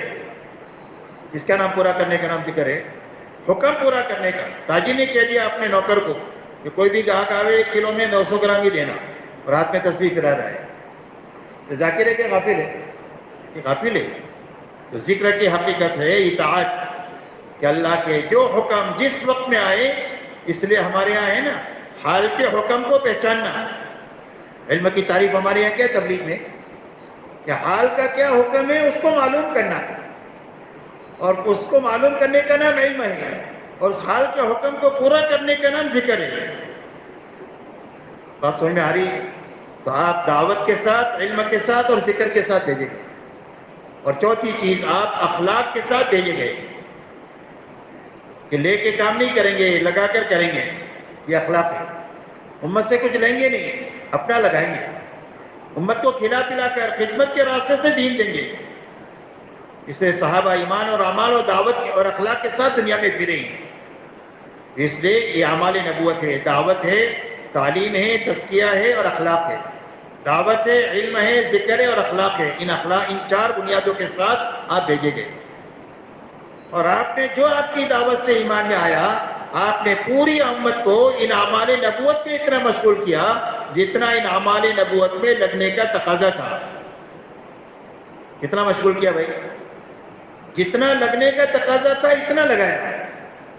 گھر کاروبار میں کتنے لگتے لگاتے ہم؟ جتنا گھر کاروبار کا تقاضا ہوتا ہے تو سارے تقاضے پورے ہو رہے ہیں. اور تبلیغ میں پھونک پھونک کر کے چلتے ہیں، اس لیے سارے تقاضے مارے جاتے ہیں۔ بات سمجھ میں آ رہی بھائی؟ بات کو اچھی طرح سمجھنا ہے سیرت کی روشنی میں، تاکہ زندگی پر صحیح کام کرنا ہمارے لیے آسان ہو جائے۔ تو آپ نے امت کو ان اعمال نبوت میں اتنا لگایا جتنا ان اعمال میں لگنے کا تقاضا تھا۔ پھر ان اعمال میں لگنے لگانے کے لیے محنت کے دو رخ تجویز فرمائی، ایک نقل و حرکت کا اور ایک مقامی محنت کا، ایک ہجرت کا اور ایک نصرت کا، اور دو ہی جماعتیں ہیں، تیسری کوئی جماعت نہیں ہے، یا تو مہاجرین ہے یا انصار ہے۔ والسابقون الاولون من المہاجرین والانصار والذین اتبعوهم باحسان رضی اللہ عنہم ورضوا عنہ۔ فرمایا سابقین اولین مہاجرین اور انصار میں کے، اور جو ان کے پیچھے پیچھے چلا اللہ ان سے بھی راضی ہو گیا اور پیچھے چلنے والوں سے بھی اللہ راضی ہو گیا۔ تو اللہ کے راضی کرنے کی راہ کیا ہے؟ مہاجرین و انصار ہے۔ ایک نقل و حرکت ہے، پھرنا۔ کیسے پھرنا؟ فرمایا دعوت دیتے ہوئے پھرنا، صرف پھرنا نہیں، پھرنے سے کچھ نہیں ہونے والا ہے، صرف دعوت دیتے ہوئے پھرنا، دین کو سیکھتے سکھاتے ہوئے پھرنا، اپنے دین پر پورا عمل کرتے ہوئے پھرنا، اور اپنی جان مال سے اللہ کی مخلوق کو راحت پہنچاتے ہوئے پھرنا، ان بنیادوں کے ساتھ پھرنا۔ اور پھر کر کے جب آپ واپس آ جائے تو انہی اعمال نبوت کو اپنی مسجدوں میں قائم کرنا، خود بھی لگنا اور امت کو بھی لگانا۔ کتنا لگنا لگانا؟ فرمایا جتنا لگنے لگانے کا تقاضا ہے اتنا ان اعمال نبوت میں لگنا اور لگانا امت۔ اس لیے کہ ہدایت کا مرکز اللہ نے مسجد کو بنایا ہے۔ اسی لیے قرآن نے فرمایا ان اول بیت وضع للناس للذی ببکۃ مبارکا وہدی للعالمین۔ فرمایا سب سے پہلا گھر جو انسانوں کے لیے بنایا گیا مکے میں، اس کی شان کیا ہے؟ فرمایا وہ برکت والا ہے اور وہ ہدایت والا ہے پورے عالم کے لیے۔ بیت اللہ پر ہدایت اترتی ہے اور بیت اللہ کے راستے سے دنیا کی ساری مساجد میں جاتی ہے، اور مساجد میں اعمال مساجد کے راستے سے آنے والوں کو ملتی ہے، اور آنے والے جن اعمال مساجد کو اپنے گھروں میں لے کر کے جاتے ہیں تو مسجد کے راستے سے اور آنے والوں کے راستے سے ہدایت ہر گھر تک پہنچتی ہے۔ یہ ہدایت کے پہنچنے کا راستہ ہے۔ جیسے گھروں کا تعلق ٹانکی سے ہو گیا تو پانی پہنچ گیا، پاور ہاؤس سے ہو گیا تو ہر گھر میں لائٹ پہنچ گئی۔ جب گھروں کا تعلق مسجد سے ہو جائے گا اور یہی اعمال مسجد ہمارے گھروں میں ہونے لگیں گے تو ان اعمال مسجد کے راستے سے ہمارے گھروں میں ہدایت پہنچ جائے گی۔ ہمارے گھر صحابہ کا نمونہ بن جائیں گے، ان کے گھروں کا نمونہ، ہمارے محل مدینہ کی گلیوں کا نمونہ بن جائے گی۔ اور ان اعمال مسجد میں جب اتنا لگیں گے جتنا لگنے کے تقاضا ہے تو اس راستے سے ہماری مسجد نبوی کا نمونہ بن جائے گی۔ اللہ نے اتنا طاقتور کام دیا۔ تو حضور صلی اللہ علیہ وسلم نے جب امت کو ان اعمال نبوت میں لگایا اور ان کو یا تو نقل و حرکت میں رکھا یا مقامی محنت میں رکھا، تو آپ دیکھو صرف 23 سال میں 600 سال کی جہالت اور گمراہی ختم ہو گئی۔ حضرت عیسیٰ علیہ السلام اور حضور صلی اللہ علیہ وسلم کے بیچ میں 650 سال کا زمانہ ہے جس میں کوئی نبی نہیں آئے۔ تو انسانوں نے جہالت آخری جگہ کی اور انسانوں نے گمراہی آخری جگہ کی، اور یہ ساری جہالت اور گمراہی صرف 23 سال کے زمانے میں ختم ہو کر کے ایک مجمع یقین کے اعتبار سے بھی تیار ہو گیا، اور حجاز کا اور خصوصیت کے ساتھ میں مدینے کا ماحول بھی تیار ہو گیا۔ میں نے آپ سے کہا تھا نا کہ دین کے آسان ہونے کی دو بنیادیں ہیں، ایک یقین بننا چاہیے اور ایک ماحول بننا چاہیے۔ یہ 23 سال میں یہ دونوں کام ہو گئے۔ صحابہ کی ایک جماعت تیار ہو گئی کہ جن کو پوری دنیا کے سامنے پیش کیا جا سکتا ہے، مردوں کو، عورتوں کو، جوانوں کو، بوڑھوں کو، مالداروں کو، غریبوں کو، جس سے ایک سوسائٹی بنتی ہے وہ ساری بن گئی جس کو پوری دنیا کے سامنے پیش کر سکتے ہیں۔ اس لیے صحابہ کی دعوت ہے اسلموا تسلموا، کا اسلام لاؤ سلامتی ملے گی، کا کون سا اسلام؟ کا ہمارے جیسے ہو جاؤ۔ یہ دعوت ہے۔ ایک مجمع یقین کے اعتبار سے تیار ہو گیا ان اعمال نبوت کی مشغولی کی وجہ سے اور نقل و حرکت اور مقامی محنت میں اپنے آپ کو لگانے کے نتیجے میں۔ دوسرا ماحول تیار ہو گیا پورے حجاز کا، اور خصوصیت کے ساتھ مدینہ منورہ کا ماحول ایسا پاکیزہ بن گیا کہ اس ماحول میں 100% ایمان والوں کے دلوں میں اللہ رسول کی محبت سب سے زیادہ تھی۔ تلاش کرنے سے آپ کو کوئی بے نمازی نہیں ملے گا، سارے لوگ اپنے دین سے باخبر تھے، اپنے دین پر عمل کرنے والے تھے۔ ایک بکری کی سری 7 گھروں میں گھوم پھر کر کے پہلے گھر پر واپس آتی تھی، یہ ان کے فقر کا بھی پتہ دیتی ہے اور ان کے اخلاق کا بھی پتہ دیتی ہے۔ تلاش کرنے سے آپ کو کوئی دنیا کا تعلیم نہیں ملے گا، سارے آخرت کے اور اللہ کی رضا کے تعلیم ملیں گے۔ اور 100% ایمان والے اپنے آپ کو دین کا ذمہ دار سمجھتے تھے، جس طرح باپ ہونے کے ناطے میں بچوں کا ذمہ دار ہوں، شوہر ہونے کے ناطے بیوی کا ذمہ دار ہوں، ایسا ہی مسلمان ہونے کے ناطے اسلام کی ذمہ داری بھی میرے پر ہے۔ دنیا کی ذمہ داری پوری کرنے کے لیے جتنی جان مال صلاحیت لگانے کی ضرورت ہوتی ہے اتنی لگاتا ہوں، دین کے لیے بھی اتنا ہی لگاؤں گا جتنا اپنی دنیا کے لیے لگاتا ہوں۔ 100% ایمان والوں کا یہ حال ہے۔ اسی لیے ایک انگریز مورخ لکھتا ہے کہ حضور صلی اللہ علیہ وسلم کے زمانے میں اور خلافت راشدہ کے زمانے میں اسلام فی گھنٹہ 120 کلومیٹر کی رفتار سے پھیل رہا تھا دنیا میں، اور اس کا تجزیہ خود ہی کرتا ہے کہ اس کی وجہ صرف یہ ہے کہ ہر مسلمان یہ چاہتا تھا کہ ہمارا دین دنیا میں پھیلنا چاہیے، اور اس کے لیے میں کیا کر سکتا ہوں، میں مالدار ہو کر کیا کر سکتا ہوں، اور میں غریب ہو کر کیا کر سکتا ہوں، میں مرد ہو کر کیا کر سکتا ہوں۔ ایک عورت کا جذبہ تھا کہ عورت ہو کر کے میں کیا کر سکتی ہوں۔ ہر ایک کا ایک ہی جذبہ تھا جس کی بنیاد پر اللہ کا دین اتنی تیزی کے ساتھ پوری دنیا میں پھیل رہا۔ اس لیے میرے دوستو ایسا پاکیزہ ماحول بن گیا کہ جس ماحول میں کوئی بے ایمان آئے کہ 3 دن سے زیادہ بے ایمانی پر باقی نہیں رہ سکتا، اور کوئی جماعت دین سیکھنے کے لیے مدینہ میں آئے تو 2 ہفتے میں دین کی سمجھ حاصل کر کے واپس چلی جائے، 2 ہفتے میں، اس لیے کہ جو سنتے تھے وہ عمل میں تھا تو بات سمجھ میں آ جاتی تھی۔ تو اس کے لیے یہ دونوں کام ہو گئے تھے 23 سال میں ان اعمال نبوت کی برکت سے، اور ان اعمال نبوت کے لیے نقل و حرکت اور مقامی محنت کی برکت سے۔ اللہ تعالیٰ نے اس امت پر رحم فرما کر اور ساری انسانیت پر رحم فرما کر مولانا الیاس صاحب رحمۃ اللہ علیہ کے ذریعے سے دعوت کا وہ عمل اور دعوت کی محنت کا وہ رخ جو حضور صلی اللہ علیہ وسلم کے زمانے میں تھا، اللہ نے دوبارہ امت پر رحم فرما کر مولانا الیاس صاحب کے رونے دھونے پر اللہ نے ہم کو عطا فرمایا۔ مولانا الیاس صاحب رحمۃ اللہ علیہ فرماتے تھے کہ مجھے پہلے زمانے کا ہیرا مل گیا۔ کیا فرماتے تھے؟ قرن اول کا، قرن اول کہتے ہیں پہلے حضور کے زمانے کو، کہ حضور صلی اللہ علیہ وسلم کے زمانے کا اللہ نے مجھے ہیرا دے دیا۔ اور یوں فرماتے تھے کہ میں اس کام کو کار نبوت یقین کرتا ہوں، اس کام کو حضور صلی اللہ علیہ وسلم والا کام سمجھ کر کر رہا ہوں۔ اس لیے اس محنت کی طاقت کا ان کو اندازہ تھا کہ یہ محنت کتنی طاقتور ہے۔ یوں فرمایا جب ان سے پوچھا گیا کہ آپ اس محنت سے کیا چاہتے ہیں، اس محنت سے آپ کیا چاہتے ہیں، تو فرمایا میں اس محنت سے یہ چاہتا ہوں کہ امت اس محنت کو کرتے کرتے دین کی اس سطح تک پہنچ جائے جہاں حضور صلی اللہ علیہ وسلم امت کو چھوڑ کر گئے تھے۔ ہماری منزل چلہ 4 مہینہ نہیں ہے، یا صرف 10 صورتیں یاد کرنا نہیں ہے، یہ تو ابتدائی مرحلہ ہے کہ وہ بچے کو چلانے کے لیے پہلے انگلی پکڑ کر چلاتے ہیں نا، تو یہ انگلی پکڑ کر چلانے کا یہ نظام ہے ہمارا۔ ویسے ہماری منزل جو ہے وہ صحابہ ہے۔ ہماری منزل کیا ہے؟ صحابہ ہے۔ یہ معنی نہیں ہے کہ ہم صحابی بن جائیں گے، ہاں یہ ہو سکتا ہے قیامت تک کہ جو بنیادیں صحابہ میں زندہ ہوئی ہے وہ بنیادیں قیامت تک دوبارہ امت میں زندہ ہو سکتی ہے، اس لیے کہ صحابہ کو اللہ ہی نے صحابہ بنایا ہے۔ وہ اللہ اس بات پر قدرت ہے رکھتا ہے کہ جو بنیادیں صحابہ میں زندہ ہوئی ہے وہ قیامت تک کئی مرتبہ زندہ ہو سکتی ہے، اور کئی مرتبہ دنیا میں وہ کام ہو سکتا ہے جو صحابہ سے ہوا، اس مجمع سے وہ کام کئی مرتبہ دنیا میں ہو سکتا ہے۔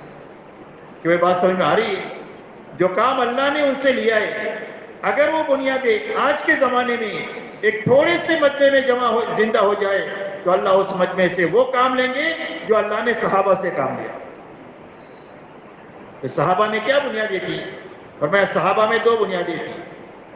ایک تو پورا دین اپنی حقیقت کے ساتھ پایا جاتا تھا، پورا دین اپنی حقیقت کے ساتھ پایا جاتا تھا، رسم نہیں، صورت نہیں، حقیقت کے ساتھ پورا دین پایا جاتا تھا، اس لیے کہ اللہ کے تمام تر وعدے اللہ کے دین کے ساتھ ہیں۔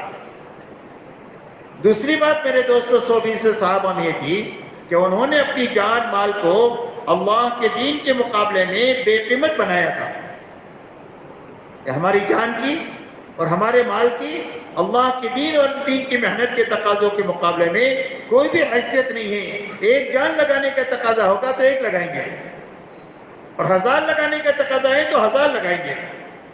پورے مدینہ کو داؤ پر لگانا پڑے حضور صلی اللہ علیہ وسلم کی حمایت کے لیے تو پورے مدینہ کو داؤ پر لگا دیں، اس لیے کہ ہماری جان اللہ کے اور اللہ کے دین کے مقابلے میں بے قیمت ہے۔ ایک نہیں 1000 لگائی جا سکتی، اور 1 روپے کا تقاضا ہے اللہ کے دین کے لیے، دعوت کے لیے تو 1 لگائیں گے، اور 1000 کا تقاضا ہے تو 1000 لگائیں گے، اور جھاڑو مار کر لگانے کا تقاضا ہے تو جھاڑو مار کر لگائیں گے، اس یقین کے ساتھ کہ اللہ کی نسبت جب گھر خالی کر دیں گے تو اللہ ہم کو اجاڑیں گے نہیں بلکہ اللہ ہم کو آباد کر دیں گے، اس لیے کہ اللہ سے بڑھ کر دنیا میں کوئی غیرت والا نہیں ہو سکتا ہے ایک آدمی اللہ کی نسبت پر سب لگا دے اور اللہ اس کو اجاڑ دے، کبھی نہیں ہو سکتا۔ اس لیے میرے دوستو یہ 2 بنیادیں صحابہ میں تھی، جس زمانے میں بھی امت کے ایک معتد ہی جب مجمع میں، ہم ان کی تعداد نہیں جانتے، ان کی تعداد اللہ جانتے ہیں، جب یہ 2 بنیادیں زندہ ہو جائے گی تو اللہ اس مجمع سے ایسے ہی کام لیں گے جیسا کہ اللہ نے صحابہ سے کام لیا۔ اگر یہ تھوڑے ہوں گے تو اللہ اپنے لشکروں کو ان کے ساتھ کر کے زیادہ کر دیں گے، اور اللہ کے لشکر کتنے ہیں؟ وَمَا يَعْلَمُ جُنُودَ رَبِّكَ إِلَّا هُوَ، تمہارے رب کے لشکروں کو تمہارے رب کے سوا کوئی نہیں جانتا کہ اللہ کے کتنے لشکر ہیں، کہ اللہ ان کی حمایت کیسے کریں گے، کیا ہوا سے کر دیں گے، کیا چرند پرند سے کر دیں گے، کیا فرشتوں کو اتار کر دیں گے، اور اللہ تعالیٰ دشمن کے اندر میں ہوا ڈال کر کے ان کے قدموں کو اکھاڑ دیں گے، ان کے پیروں کو جما دیں گے۔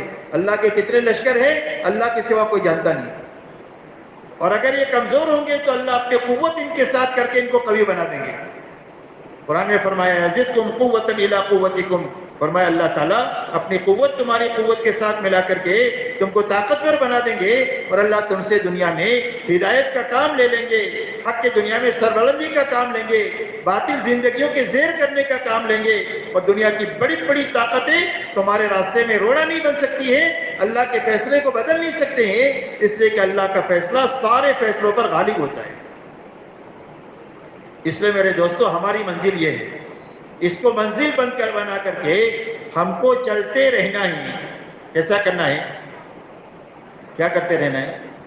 کسی جگہ اٹکنا نہیں ہے، ایک تو صحیح رخ کے ساتھ چلنا ہے کہ ہمارا رخ اللہ کی طرف ہونا چاہیے، اللہ کے حکموں کی طرف ہونا چاہیے، آخرت کی طرف ہونا چاہیے، کسی ملک والے پر نگاہ نہیں جانی چاہیے، کسی مال والے پر نگاہ نہیں جانی چاہیے، کسی عہدے والے پر نگاہ نہیں جانی چاہیے، ہر حال میں ہماری نگاہ صرف اللہ پر ہوگی، اللہ کے حکموں پر ہوگی اور آخرت پر ہوگی۔ یہ معنی ہے صحیح رخ کے، اور پھر صحیح رخ کے بعد چلتے رہنا، اور چلنے میں آگے بڑھتے رہنا، چلنے میں آگے بڑھتے رہنا۔ ہماری محنت میں ٹھہراؤ نہیں ہے، ہماری محنت میں ٹھہراؤ نہیں۔ پتھر آپ اوپر پھینکیں گے تو قوت ہوگی تو اوپر جائے گا، قوت ختم ہو گئی تو نیچے آئے گا، بیچ میں ٹھہرے گا نہیں۔ ایسا اس محنت میں یا تو آدمی آگے بڑھے گا یا نیچے آئے گا، ٹھہراؤ نہیں ہے کہیں بھی، ٹھہراؤ نہیں، یا تو آگے بڑھے گا یا پیچھے آئے گا۔ تو ہم کو پیچھے نہیں آنا، آگے بڑھنا ہے، اس لیے کہ چلتے رہیں گے اور صحیح رخ کے ساتھ چلیں گے تو اللہ یا تو پہنچا دیں گے یا پہنچنے والوں کے ساتھ اللہ حشر فرما دیں گے۔ اچھی طرح یاد رکھو یہ بات، پکی ٹکی باتیں ہی۔ ایک آدمی حفظ شروع کرتا ہے، حافظ بننے سے پہلے مر گیا، اللہ اس کو حافظ اٹھائیں گے۔ ایک آدمی مانگرول سے نکلا، بمبئی جا کر انتقال ہو گیا حج کے ارادے سے، تو اللہ قیامت کے دن لبیک کہتا ہوا اس کو اٹھائیں گے، حاجی اٹھائیں گے۔ ایسا ہی صحابہ کو منزل بنا کر صحیح رخ کے ساتھ چلتے رہیں گے تو یا تو اللہ پہنچا دیں گے یا ان پہنچنے والوں کے ساتھ اللہ حشر فرما دیں گے۔ اللہ سے ہم یہ امید کر سکتے ہیں، اللہ کی یہ سنت کی وجہ سے۔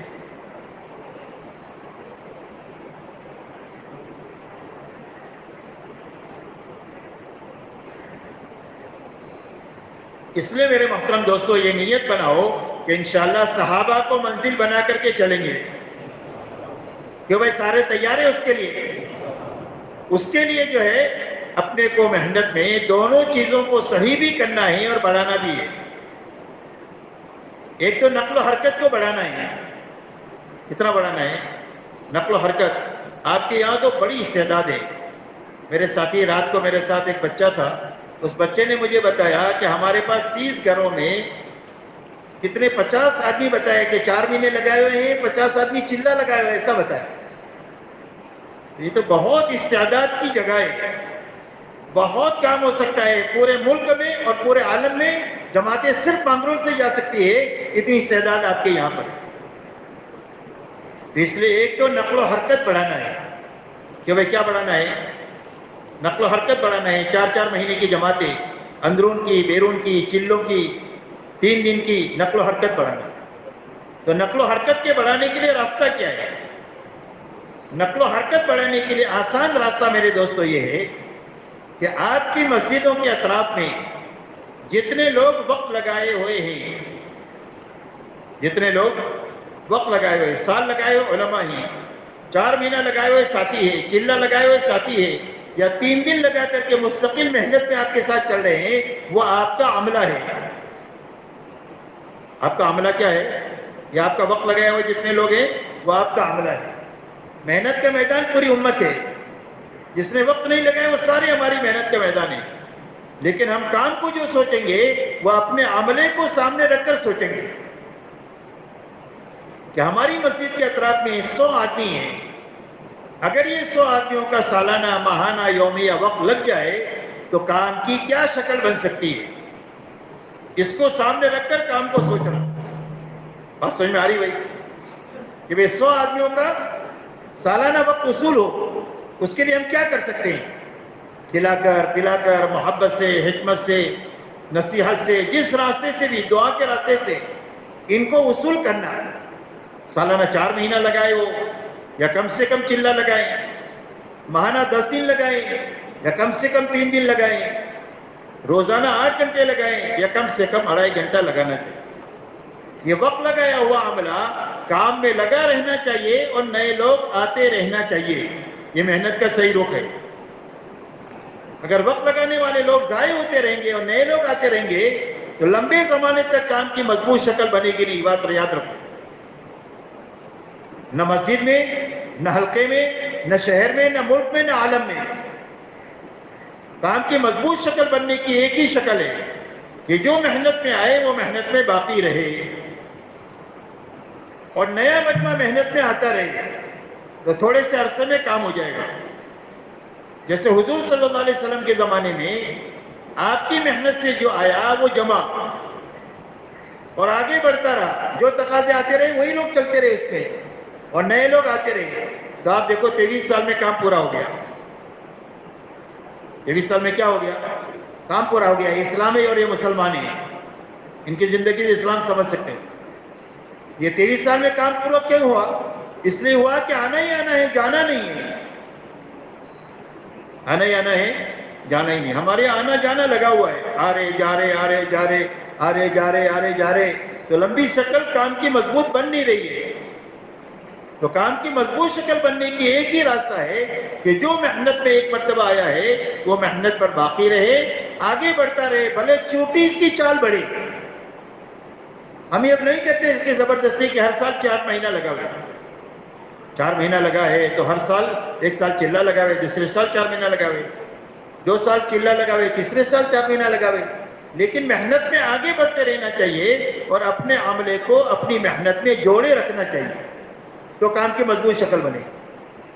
آپ دیکھ لو، اگر آپ کی مسجد میں اگر 100 آدمی 4 مہینہ لگائے ہوئے، چلہ لگائے ہوئے ساتھی ہے، اور اگر اس میں سے آپ 5 آدمیوں کی بھی جماعت میں ان کو لے لو اور ان کے ساتھ 7-8 آدمی نئے لے لو، تو بھی آپ کی مسجد سے 20 جماعتیں جا سکتی ہیں۔ کہ بھئی جا سکتی نہیں جا سکتی؟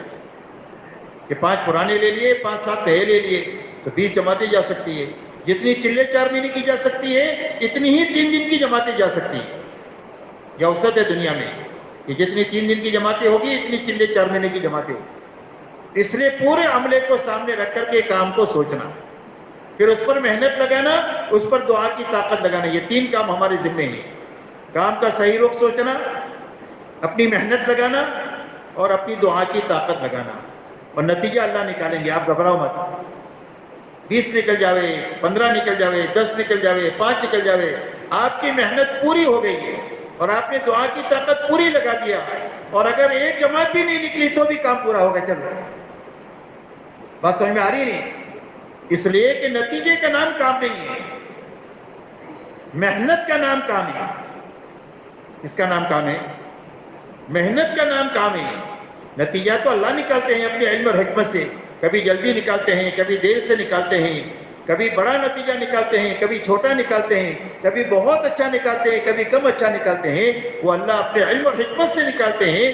ہمارے ذمہ صرف صحیح محنت ہے، اور اللہ کا یہ دستور ہے کہ صحیح محنت کرنے والوں کی محنت کو اللہ ضائع نہیں کرتے۔ اس لیے آپ دیکھو حضور صلی اللہ علیہ وسلم طائف میں تشریف لے گئے تو طائف کے سفر میں بظاہر کوئی نتیجہ نہیں نکلا، کبھی نکلا سوائے مار پیٹ کے، رسوائی کے، گالی گلوچ کے، پتھروں کے، خون بہنے کے۔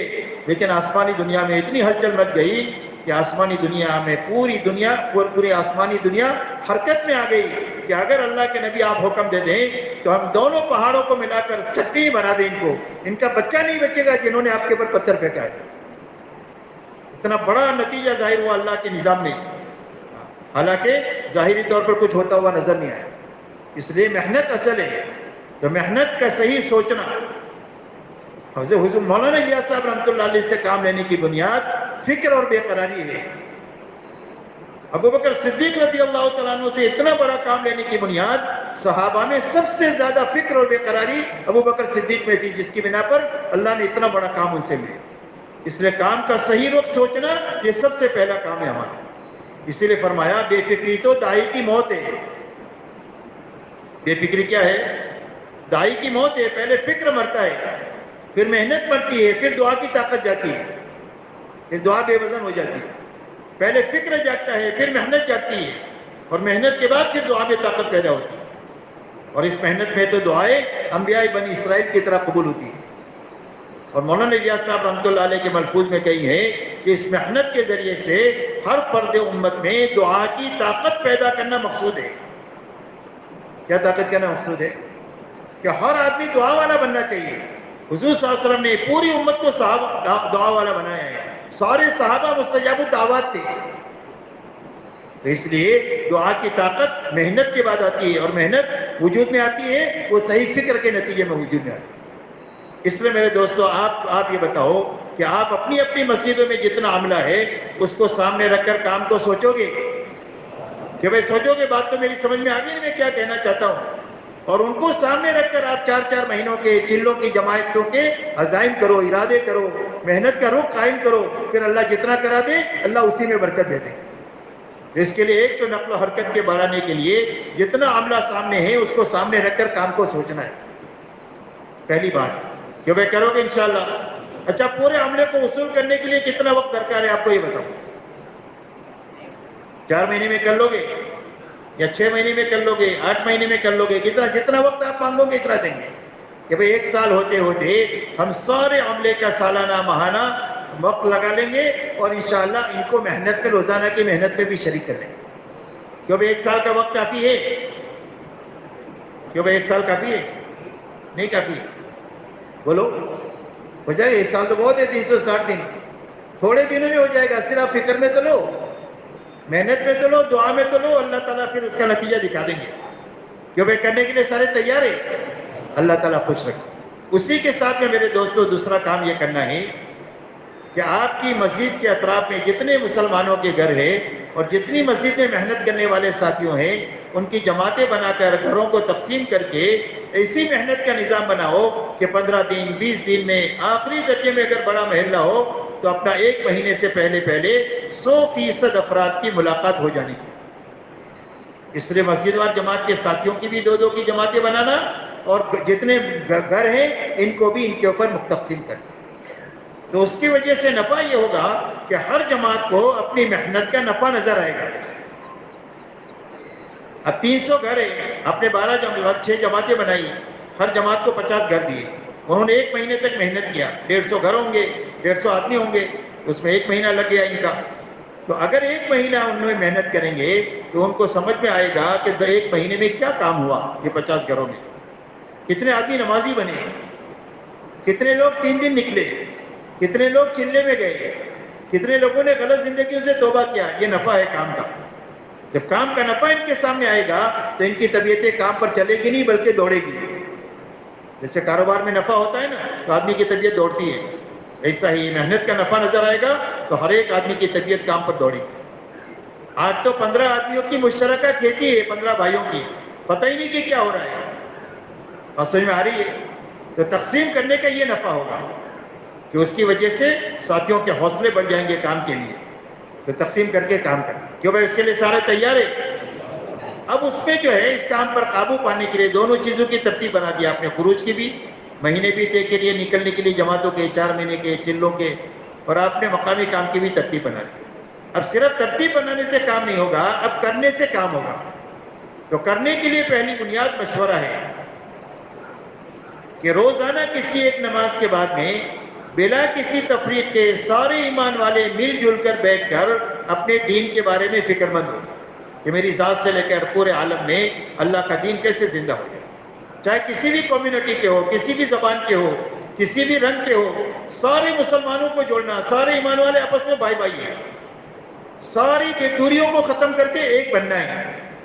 اب آپس میں مشورے کے لیے بیٹھے ہیں، اب مشورے میں ہماری محنت میں کچھ تقاضے وقتی ہے، کچھ دائمی ہے۔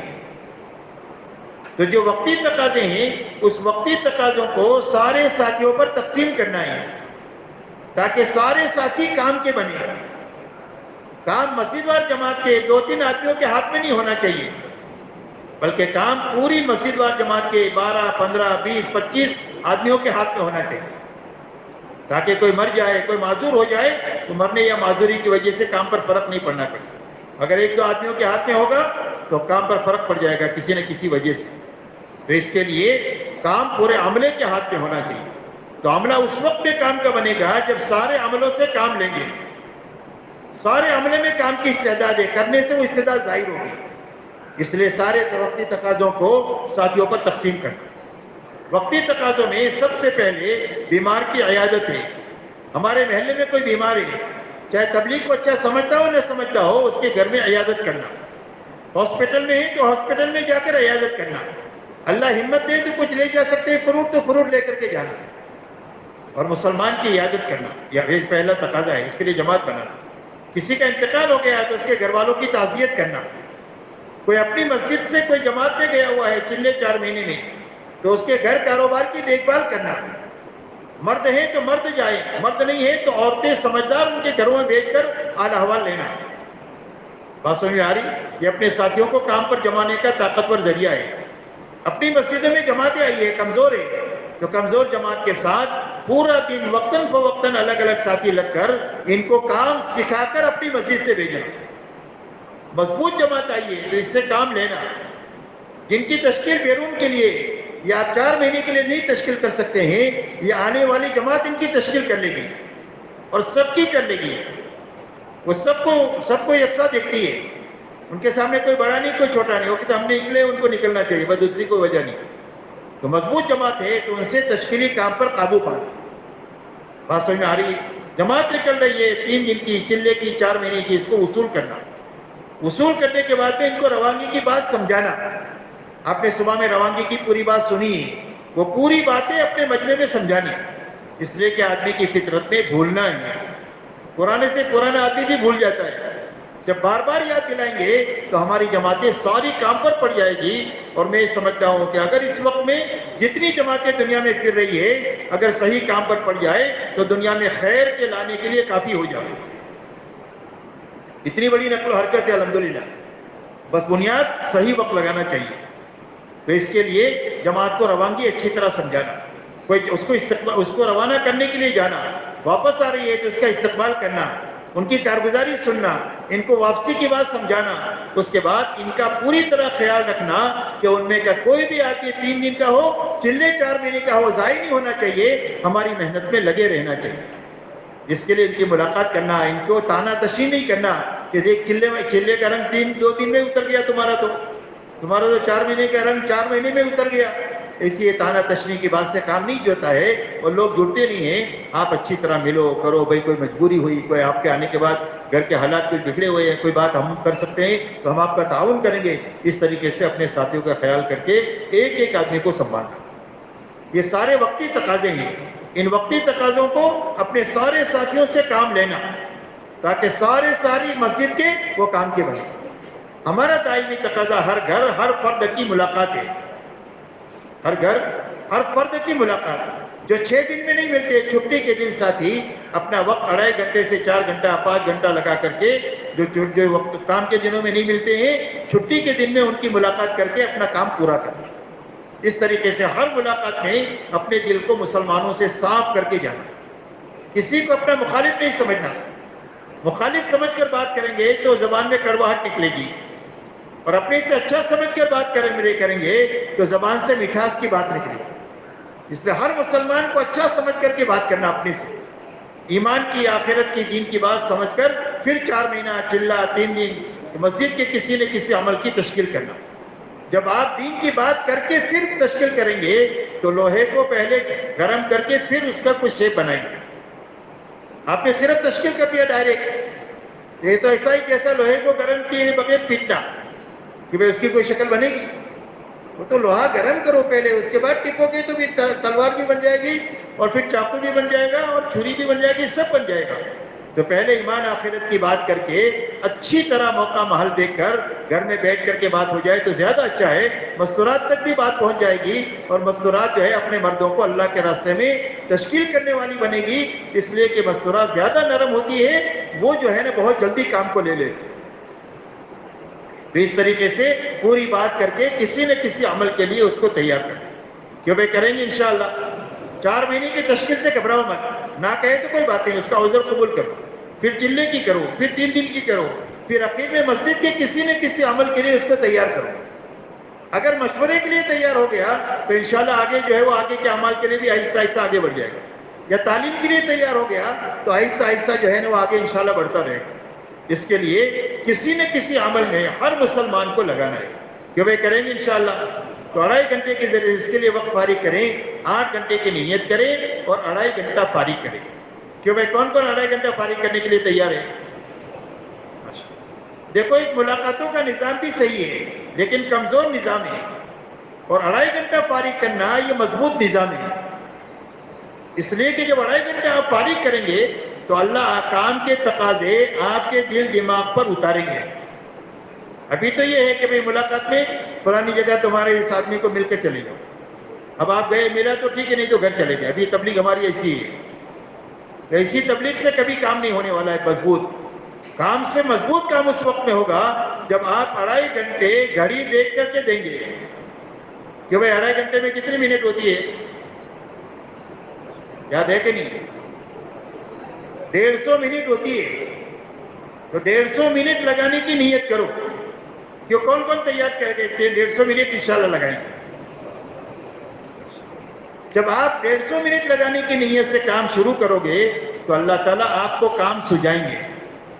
ابھی پہلے گھر پر ملاقات کے لیے آپ گئے، نہیں ملا تو آپ گھر نہیں جاؤ گے، اس لیے کہ آپ کو تو 2.5 گھنٹہ پورا لگانا ہے، تو آپ اس کو تلاش کرو گے کہ یہ کہاں ملے گا۔ گھر والوں نے بتایا آگے پرانی جگہ ہماری دکان ہے وہاں ملیں گے، تو آپ سائیکل سے یا رکشہ سے یا اپنی گاڑی سے، یا قریب ہے تو پیدل پسینہ بہاتے ہوئے پہنچے وہاں، معلوم ہوا کہ یہاں نہیں ہے، ابھی وہ تو فلانی جگہ دوستوں کے ساتھ بیٹھا ہو، تو آپ گھر نہیں جائیں گے وہاں سے، آپ وہاں جائیں گے، اس لیے کہ آپ کو تو 2.5 گھنٹہ پورا لگانا ہے۔ تو آپ وہاں 3 دھکے کھا کر اس کے پاس پہنچے۔ جب دھکا کھا کر آپ اس کے پاس پہنچو گے تو اللہ آپ کی بات میں وزن پیدا کر دیں گے، یاد رکھو۔ آپ کی بات سرسری نہیں ہوگی، آپ کی بات ایسی ہوگی کہ اس کا دل قبول کرنے کے لیے تیار ہو جائے، اس لیے کہ وہ سمجھے گا کہ پوری دنیا میں سب سے زیادہ محسن لوگ میرے یہ ہیں کہ جو بغیر کسی مطلب کے میرے پیچھے پھرے، وہ آپ کی بات کو ٹال نہیں سکتے۔ تو آپ کی بات میں وزن پیدا ہو جائے گا، سامنے والے میں قبولیت کی استعداد پیدا ہوگی، جس طرح آپ لوگوں کے پیچھے دوڑیں گے۔ آپ 2.5 گھنٹہ دوڑتے رہے 2 4 5 آدمیوں کو نشانہ بنا کر کے، اور ایک بھی آدمی نہیں ملا، اور تھک ہار کر کے مسجد میں آئے اور 2 رکعت نماز پڑھ کر کے اللہ سے ان کا نام لے کر دعائیں مانگو گے تو اللہ آپ کی دعا ان کے حق میں قبول کر کے آپ کے تھکنے کی برکت سے ان کو کام میں لگائیں گے۔ مولانا الیاس صاحب کا ملفوظ ہے کہ ہمارے کام میں مقصود تعب ہے، تعب کہتے ہیں تھکنے کو، کہ آدمی اتنا تھکے کہ اللہ کو پیار آ جائے، بس کام ہو گیا۔ اس لیے لوگوں کے پیچھے دوڑنا اس وقت میں ہوگا اور کام کی مضبوط شکل اس وقت میں ہوگی جب 2.5 گھنٹہ فارغ کریں، جب یہ سارے اس کے لیے تیار ہیں۔ اللہ تعالیٰ بہت قبول فرمائے، بہت ترقی عطا فرمائے، نفس اور شیطان کے شر سے اللہ ہماری حفاظت فرمائے، اور اللہ ہر حال میں اللہ کام پر ہم کو استقامت عطا فرمائے۔ اسی کے ساتھ میں میرے دوستو تیسرا کام روز کرنے کا یہ ہے کہ اپنی مسجد کی تعلیم میں پابندی کے ساتھ عمل کی نیت سے اپنے آپ کو محتاج سمجھ کر بٹھانا ہے۔ اللہ ہمارے رب ہے تو اللہ ہماری تربیت کا انتظام تعلیم کے حلقے میں کریں گے۔ تعلیم کا حلقہ جو ہے اس کا تعلق ایمانیات کے ساتھ ہے۔ جیسے ایک پودے کو آپ روز پانی ڈالیں گے تو پودا بڑھے گا، ایسا تعلیم کے حلقے سے ہماری روز زندگیوں کے بگاڑ ختم ہو کر زندگیوں میں خوبیاں پیدا ہوگی۔ اللہ والے فرماتے ہیں کہ تعلیم کی مثال ایسی ہے جیسا کہ گولی کی۔ آدمی گولی کھاتا ہے تو پیٹ میں جاتی ہے، لیکن سر میں درد ہے تو یہاں اثر کرے، اور گھٹنے میں درد ہے تو یہاں اثر کرے۔ ایسا ہی تعلیم کا حلقہ ہے۔ ہماری ایمان کی کھوٹ، نماز کی سستی، گھروں کے جھگڑے، حلال حرام کی رعایت کا نہ ہونا، ریاکاری اور ہماری امت کا درد و غم نہ ہونا، یہ ساری بیماریاں ہمارے اندر سے ختم ہو کر اس کے مقابلے کی صحیح چیزیں زندگی میں جو آئے گی وہ تعلیم کی برکت سے آئے گی۔ اتنا زبردست یہ عمل ہے، اس لیے طے کرو کہ انشاءاللہ روزانہ پابندی کے ساتھ میں تعلیم کے حلقے میں بیٹھیں گے، اور جتنی دیر تعلیم ہوگی اتنی دیر بیٹھیں گے، اور اتنی دیر تعلیم کریں گے جتنی دیر سننے والوں میں طلب ہوگی، بشاشت ہوگی، اتنی دیر تعلیم کریں گے، کہ وہ سارے اس کے لیے تیار ہیں۔ اسی کے ساتھ میں اپنے گھر کی فضا بنانے کے لیے اپنے گھر میں محبت سے تعلیم کا حلقہ قائم کریں، ڈانٹ ڈپٹ سے نہیں، غصے سے نہیں، مار پیٹ سے نہیں، محبت سے۔ محبت کی بھاشا تو جانور بھی جانتا ہے۔ ہم اپنے گھر والوں کو جو سامان لا کر کے دیتے ہیں محبت سے لا کر کے دیتے ہیں۔ جو بھائی کپڑے لا کر کہتے ہیں کہ لے تیرا کفن اوڑھ لے، ایسا کہتے ہیں؟ محبت سے لا کر دیتے ہیں۔ کھانا لا کے دیتے ہیں کہ لو کھا لو، ہاں بہت اچھی مٹھائی ہے، بہت اچھا کھانا ہے، جو کہتے ہیں کہ تیری جہنم بھر لے، ایسا کہتے ہیں؟ تو جیسا محبت سے دنیا کا سامان لا کر کے دیتے ہیں، ایسا ہی محبت سے گھر میں دین دینا، اور اگر تھوڑا سا کبھی تکلیف بھی ہو تو اس کو برداشت کرنا، لڑنا جھگڑنا نہیں، ڈانٹ ڈپٹ نہیں کرنا، بچوں کو بھی ڈانٹ ڈپٹ نہیں کرنا، تھوڑا سا برداشت کے ساتھ میں اگر ہم جو ہے وہ 2-3 مہینہ چل لیں گے تو انشاءاللہ 2-3 مہینے میں کام ہو جائے گا۔ اس لیے اپنے گھر کی فضا بنانے کے لیے محبت سے تعلیم کا حلقہ قائم کرنا۔ ہماری تعلیم کی کتاب فضائل اعمال ہے اور فضائل صدقات ہے۔ مسجد میں بھی اسی کی تعلیم ہوگی، گھروں میں بھی اس کی تعلیم ہوگی، انفرادی مطالعہ بھی اس کا کریں گے، اور جماعتوں میں بھی جائیں گے تو ان کتابوں کا مطالعہ پڑھیں گے بھی، اور تھوڑا تھوڑا کرتے ہوئے پوری کتابیں ختم کرنے کی کوشش کریں گے۔ بہت بڑا علم اس میں اللہ والوں نے امت کی تربیت کا رکھا ہے۔ تو اس طرح محبت سے گھر میں اپنی تعلیم قائم کریں گے تو اللہ 2-3 مہینہ ہوتے ہوتے گھر کی فضا اللہ بنا دے گا۔ گھر میں نماز کی فضا بن جائے گی، گھر میں سیکھنے سکھانے کی فضا بن جائے گی، گھر میں ذکر اور تلاوت کی فضا بن جائے گی، گھروں میں سنت کا ماحول بن جائے گا، گھروں میں ذکر کی فضا بن جائے گی، گھروں میں بچوں کی تربیت کا فکر لاحق ہو جائے گا، گھروں میں سادگی اور حیا، یہ ساری اچھائیاں زندگیوں میں جو گھروں میں آئے گی وہ تعلیم کی برکت سے آئے گی۔ کیونکہ وہ سارے کریں گے انشاءاللہ۔ کون کون کریں گے اپنے گھر میں تعلیم؟ ماشاءاللہ سارے کر رہے ہیں، اور سارے اچھی طرح سے کریں، پابندی کے ساتھ کریں، جتنی بشاشت ہو اتنا کریں، اور کبھی باری باری سب سے کرائیں، اور 6 نمبر کا مذاکرہ بھی کریں تاکہ گھر کے ہر چھوٹے بڑے کو 6 نمبر اپنی زندگی میں لانے کا فکر پیدا ہو۔ اسی کے ساتھ میں اپنا ہفتہ واری گشت ایسا اچھی طریقے سے کرنا، قربانی اور فکر کے ساتھ میں، کہ ہماری مسجد کے اطراف میں 100% نماز کی فضا بن جانی چاہیے۔ مرد مسجدوں میں نماز پڑھ کر آ کر کے پڑھیں، اور عورتیں اپنے گھر کی مسجدوں میں نماز پڑھیں۔ یہ فضا گشت کے ذریعے سے بننی چاہیے۔ یہ ہماری غرض و غایت ہے گشت کے ذریعے سے۔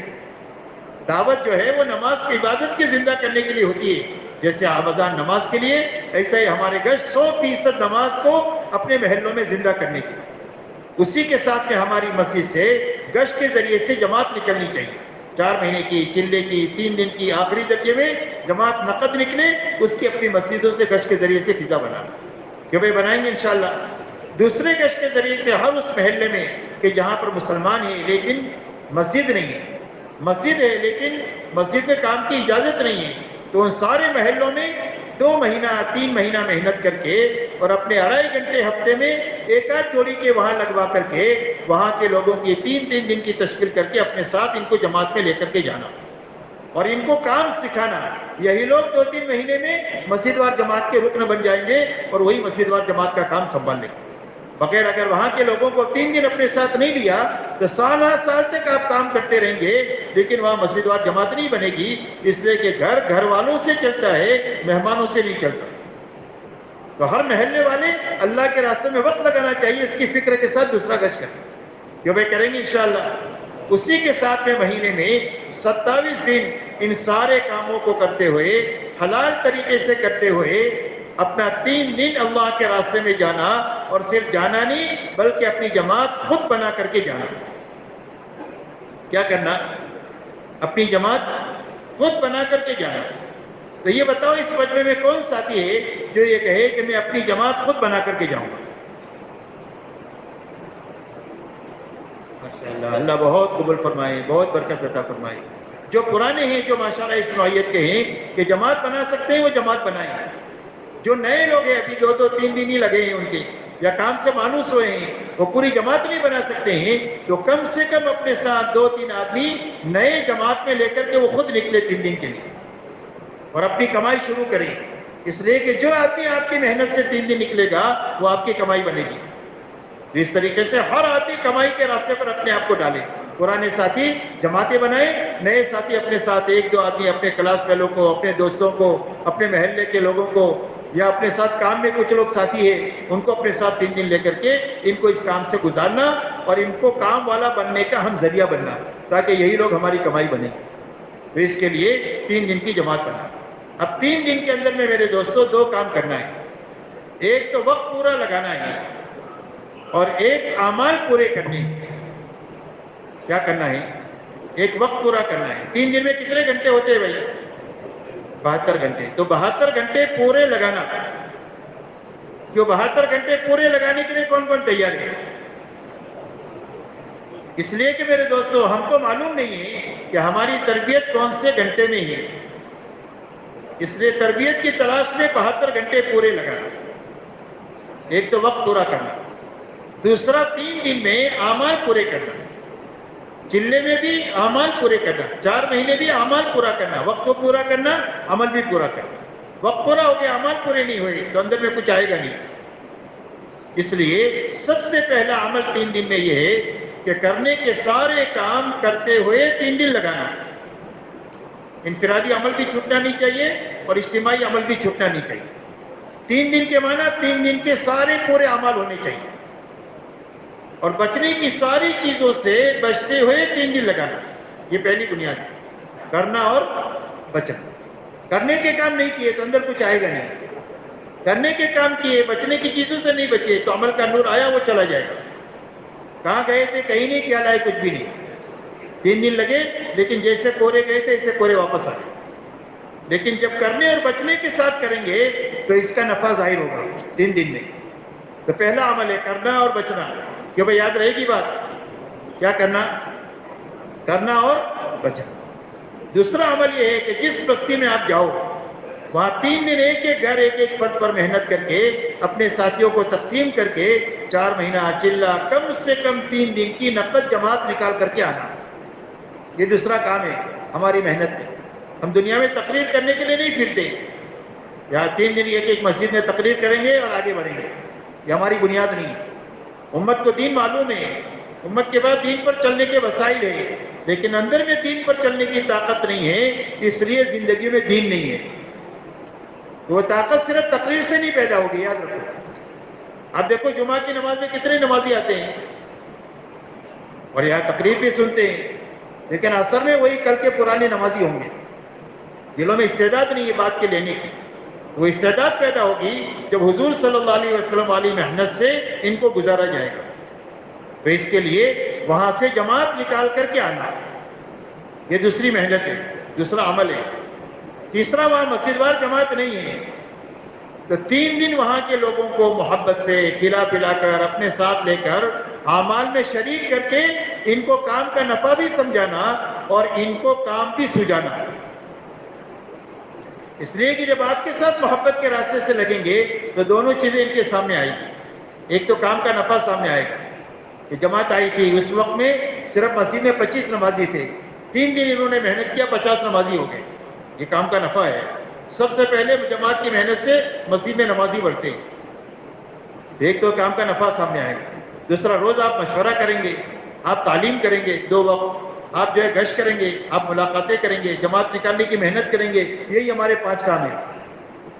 تو ان کو کام سے گزارنا اپنے ساتھ رکھ کر, اور آخری دن میں ان کی تشکیل کرنا کہ بھئی جو کام آپ نے ہمارے ساتھ رہ کر کے سیکھا ہے کہ بھئی مسجد میں ہوتے رہنا چاہیے, وہ کہیں گے ضرور ہوتے رہنا چاہیے, بہت فائدہ ہے.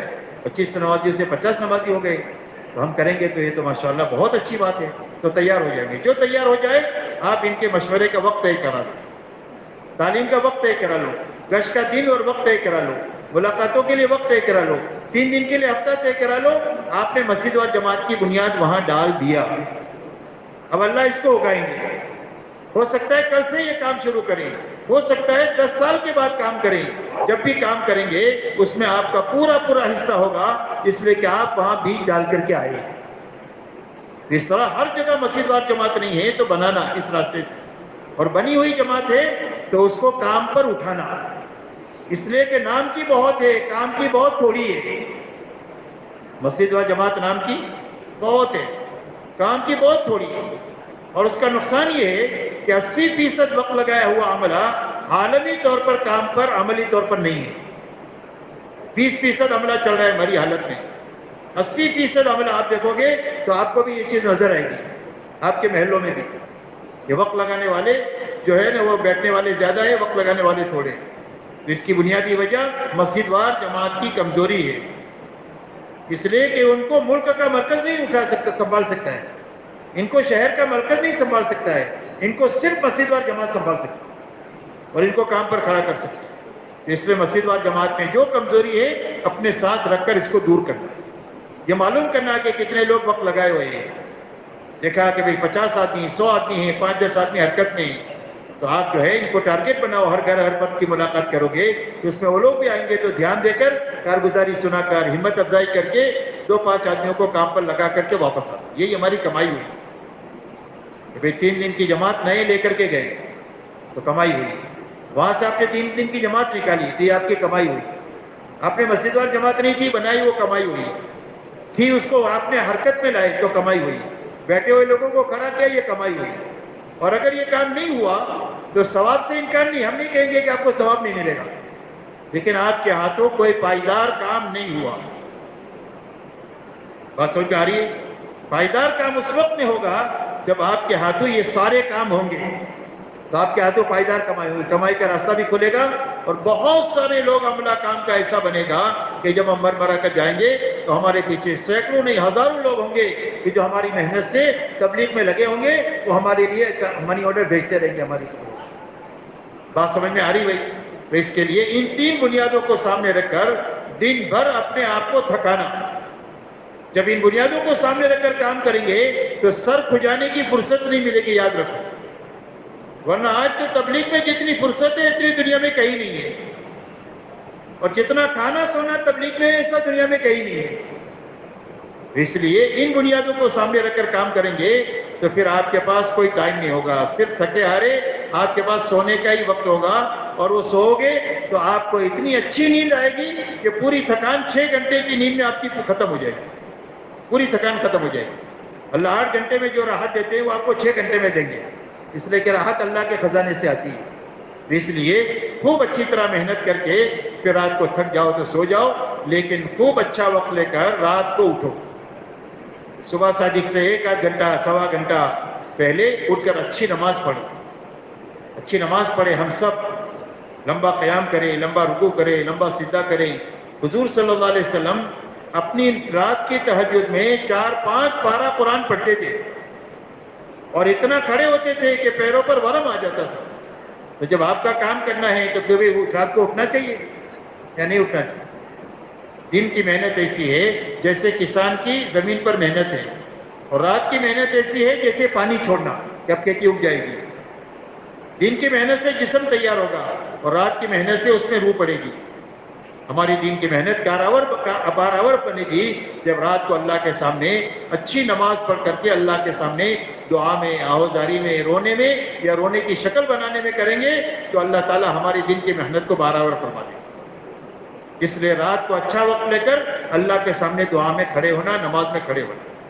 میرے دوستو، جتنے اللہ والے بنے ہیں وہ راتوں کے جاگنے سے بنے ہیں۔ اللہ والوں کا متفقہ فیصلہ ہے کہ کوئی بھی آدمی کامل نہیں بن سکتا ہے رات کو جاگے بغیر۔ اگر کامل بننا ہے تو اس کے لیے دین کی محنت کے ساتھ رات کو اپنا وقت فارغ کر کے اللہ کے سامنے آہوزاری کرنا، نماز میں اپنے آپ کو لگانا، اس لیے کہ ہمارا پورا کام دعوت اور دعا ہے۔ یہ نقل و حرکت جو ہے اس کی مثال برتن کی ہے، تو خالی برتن کی قیمت نہیں ہوتی۔ بسلری کی بوتل ہے، پانی ہی نہیں ہے، اس کی کوئی قیمت ہے؟ اور پانی ہے تو 15 روپیہ ہے، دودھ ہے تو 50 روپیہ ہے، شہد ہے تو 500 روپیہ ہے، چاندی ہے تو 1000 روپیہ ہے، سونا ہے تو لاکھوں روپیہ ہے۔ برتن کی قیمت اندر کی چیز کی وجہ سے ہوتی ہے۔ ایسا ہی ہماری نقل و حرکت کی روح جو ہے وہ دعوت اور دعا ہے کہ ہم دعوت میں اپنے آپ کو بے قراری کے ساتھ پھرائیں امت کے پیچھے، اور راتوں کو اللہ کے ساتھ بے قراری کے ساتھ دعاؤں میں اللہ کے سامنے لگے۔ یہ ہمارے کام کی روح ہے۔ لیکن دعوت اور دعا جہالت کے ساتھ نہیں اور غفلت کے ساتھ نہیں، بلکہ علم کے ساتھ اور ذکر کے ساتھ، منمانی کے ساتھ نہیں، قربانی کے ساتھ۔ اس لیے کہ منمانی سے کبھی آدمی نہیں بنتا، زندگی پر تبلیغ کرے منمانی سے کبھی بنے گا نہیں۔ آدمی جو بنے گا وہ قربانی سے بنے گا۔ قربانی کہتے ہیں حکم کو پورا کرنے کے لیے اور دعوت کے تقاضے کو پورا کرنے کے لیے اگر کبھی راحت کو آگے پیچھے کرنا پڑے، اپنی جی چاہی کو آگے پیچھے کرنا پڑے، اپنی دنیاوی تقاضوں کو آگے پیچھے کرنا پڑے، اس کا نام قربانی ہے۔ اس قربانی پر اللہ روز ہدایت دیں گے، یاد رکھو۔ اللہ حلال روزی اپنے خزانے سے دیں گے قربانی پر، اور اللہ زندگی میں الجھنے ہیں اس کو اس قربانی کے راستے سے ختم فرما کر عافیت کے حالات پیدا کر دیں گے، جس کی وجہ سے جینا بھی آسان ہو جائے گا اور مرنا بھی آسان ہو جائے گا۔ اس لیے قربانی کے ساتھ، منمانی کے ساتھ نہیں، اور اخلاق کے ساتھ، بد اخلاقی کے ساتھ نہیں۔ دعوت کا ہتھیار اخلاق ہے۔ جب اخلاق ہوں گے تو جو لوگ نئے نئے لوگ آئیں گے وہ ہمارے سے چمٹے رہیں گے، اور بد اخلاقی ہوگی تو 2 دن میں چلے جائیں گے کہ ہم تو چھاؤ کی تلاش میں آئے تھے، یہاں بھی ڈوب ہی ڈوب ہے، تو واپس چلے جائیں گے۔ اور اخلاق ہوں گے تو چمٹے رہیں گے، جیسے زید ابن حارثہ حضور صلی اللہ علیہ وسلم سے ایسے چمٹے کہ ان کے رشتہ دار لینے کے لیے آئے تو بھی وہاں سے ڈلنے کے لیے تیار نہیں۔ آپ کے اخلاق کی وجہ سے اور آپ کی محبت والی زندگی کی وجہ سے تو ایسے اچھے اخلاق کے ساتھ اپنے کام کو کرنا کہ جو آئے وہ ہمارے سے چمٹے رہیں، ایک آدمی بھی ضائع نہیں ہونا چاہیے۔ اس طریقے سے انشاءاللہ ہم کریں گے تو کام ہمارا صحیح بھی ہو جائے گا، اور چلتے رہیں گے اور محنت میں آگے بڑھتے رہیں گے تو انشاءاللہ منزل تک اللہ پہنچا دیں گے، یا پہنچنے والوں کے ساتھ اللہ حشر فرما دیں گے۔ کہ بھئی سارا مجمع اس کے لیے تیار ہے؟ اب میرے دوستو، ہماری ایک ترتیب میں ایک بات یہ ہے کہ بھئی آپس میں بیٹھ کر ہر حلقے والے مسجد کی سطح سے اپنے عزائم کریں، جو ہمارے ساتھی فرمائیں گے وہ عزائم کر کے اس کے بعد پھر اپنی ضرورتیں فارغ ہوں۔ ابھی 1 گھنٹہ آپ کے ہاتھ میں ہے، انشاءاللہ عزائم بھی ہو جائیں گے اور اس کے بعد میں پھر آپ کی ضرورت کے لیے وقت بھی مل جائے گا۔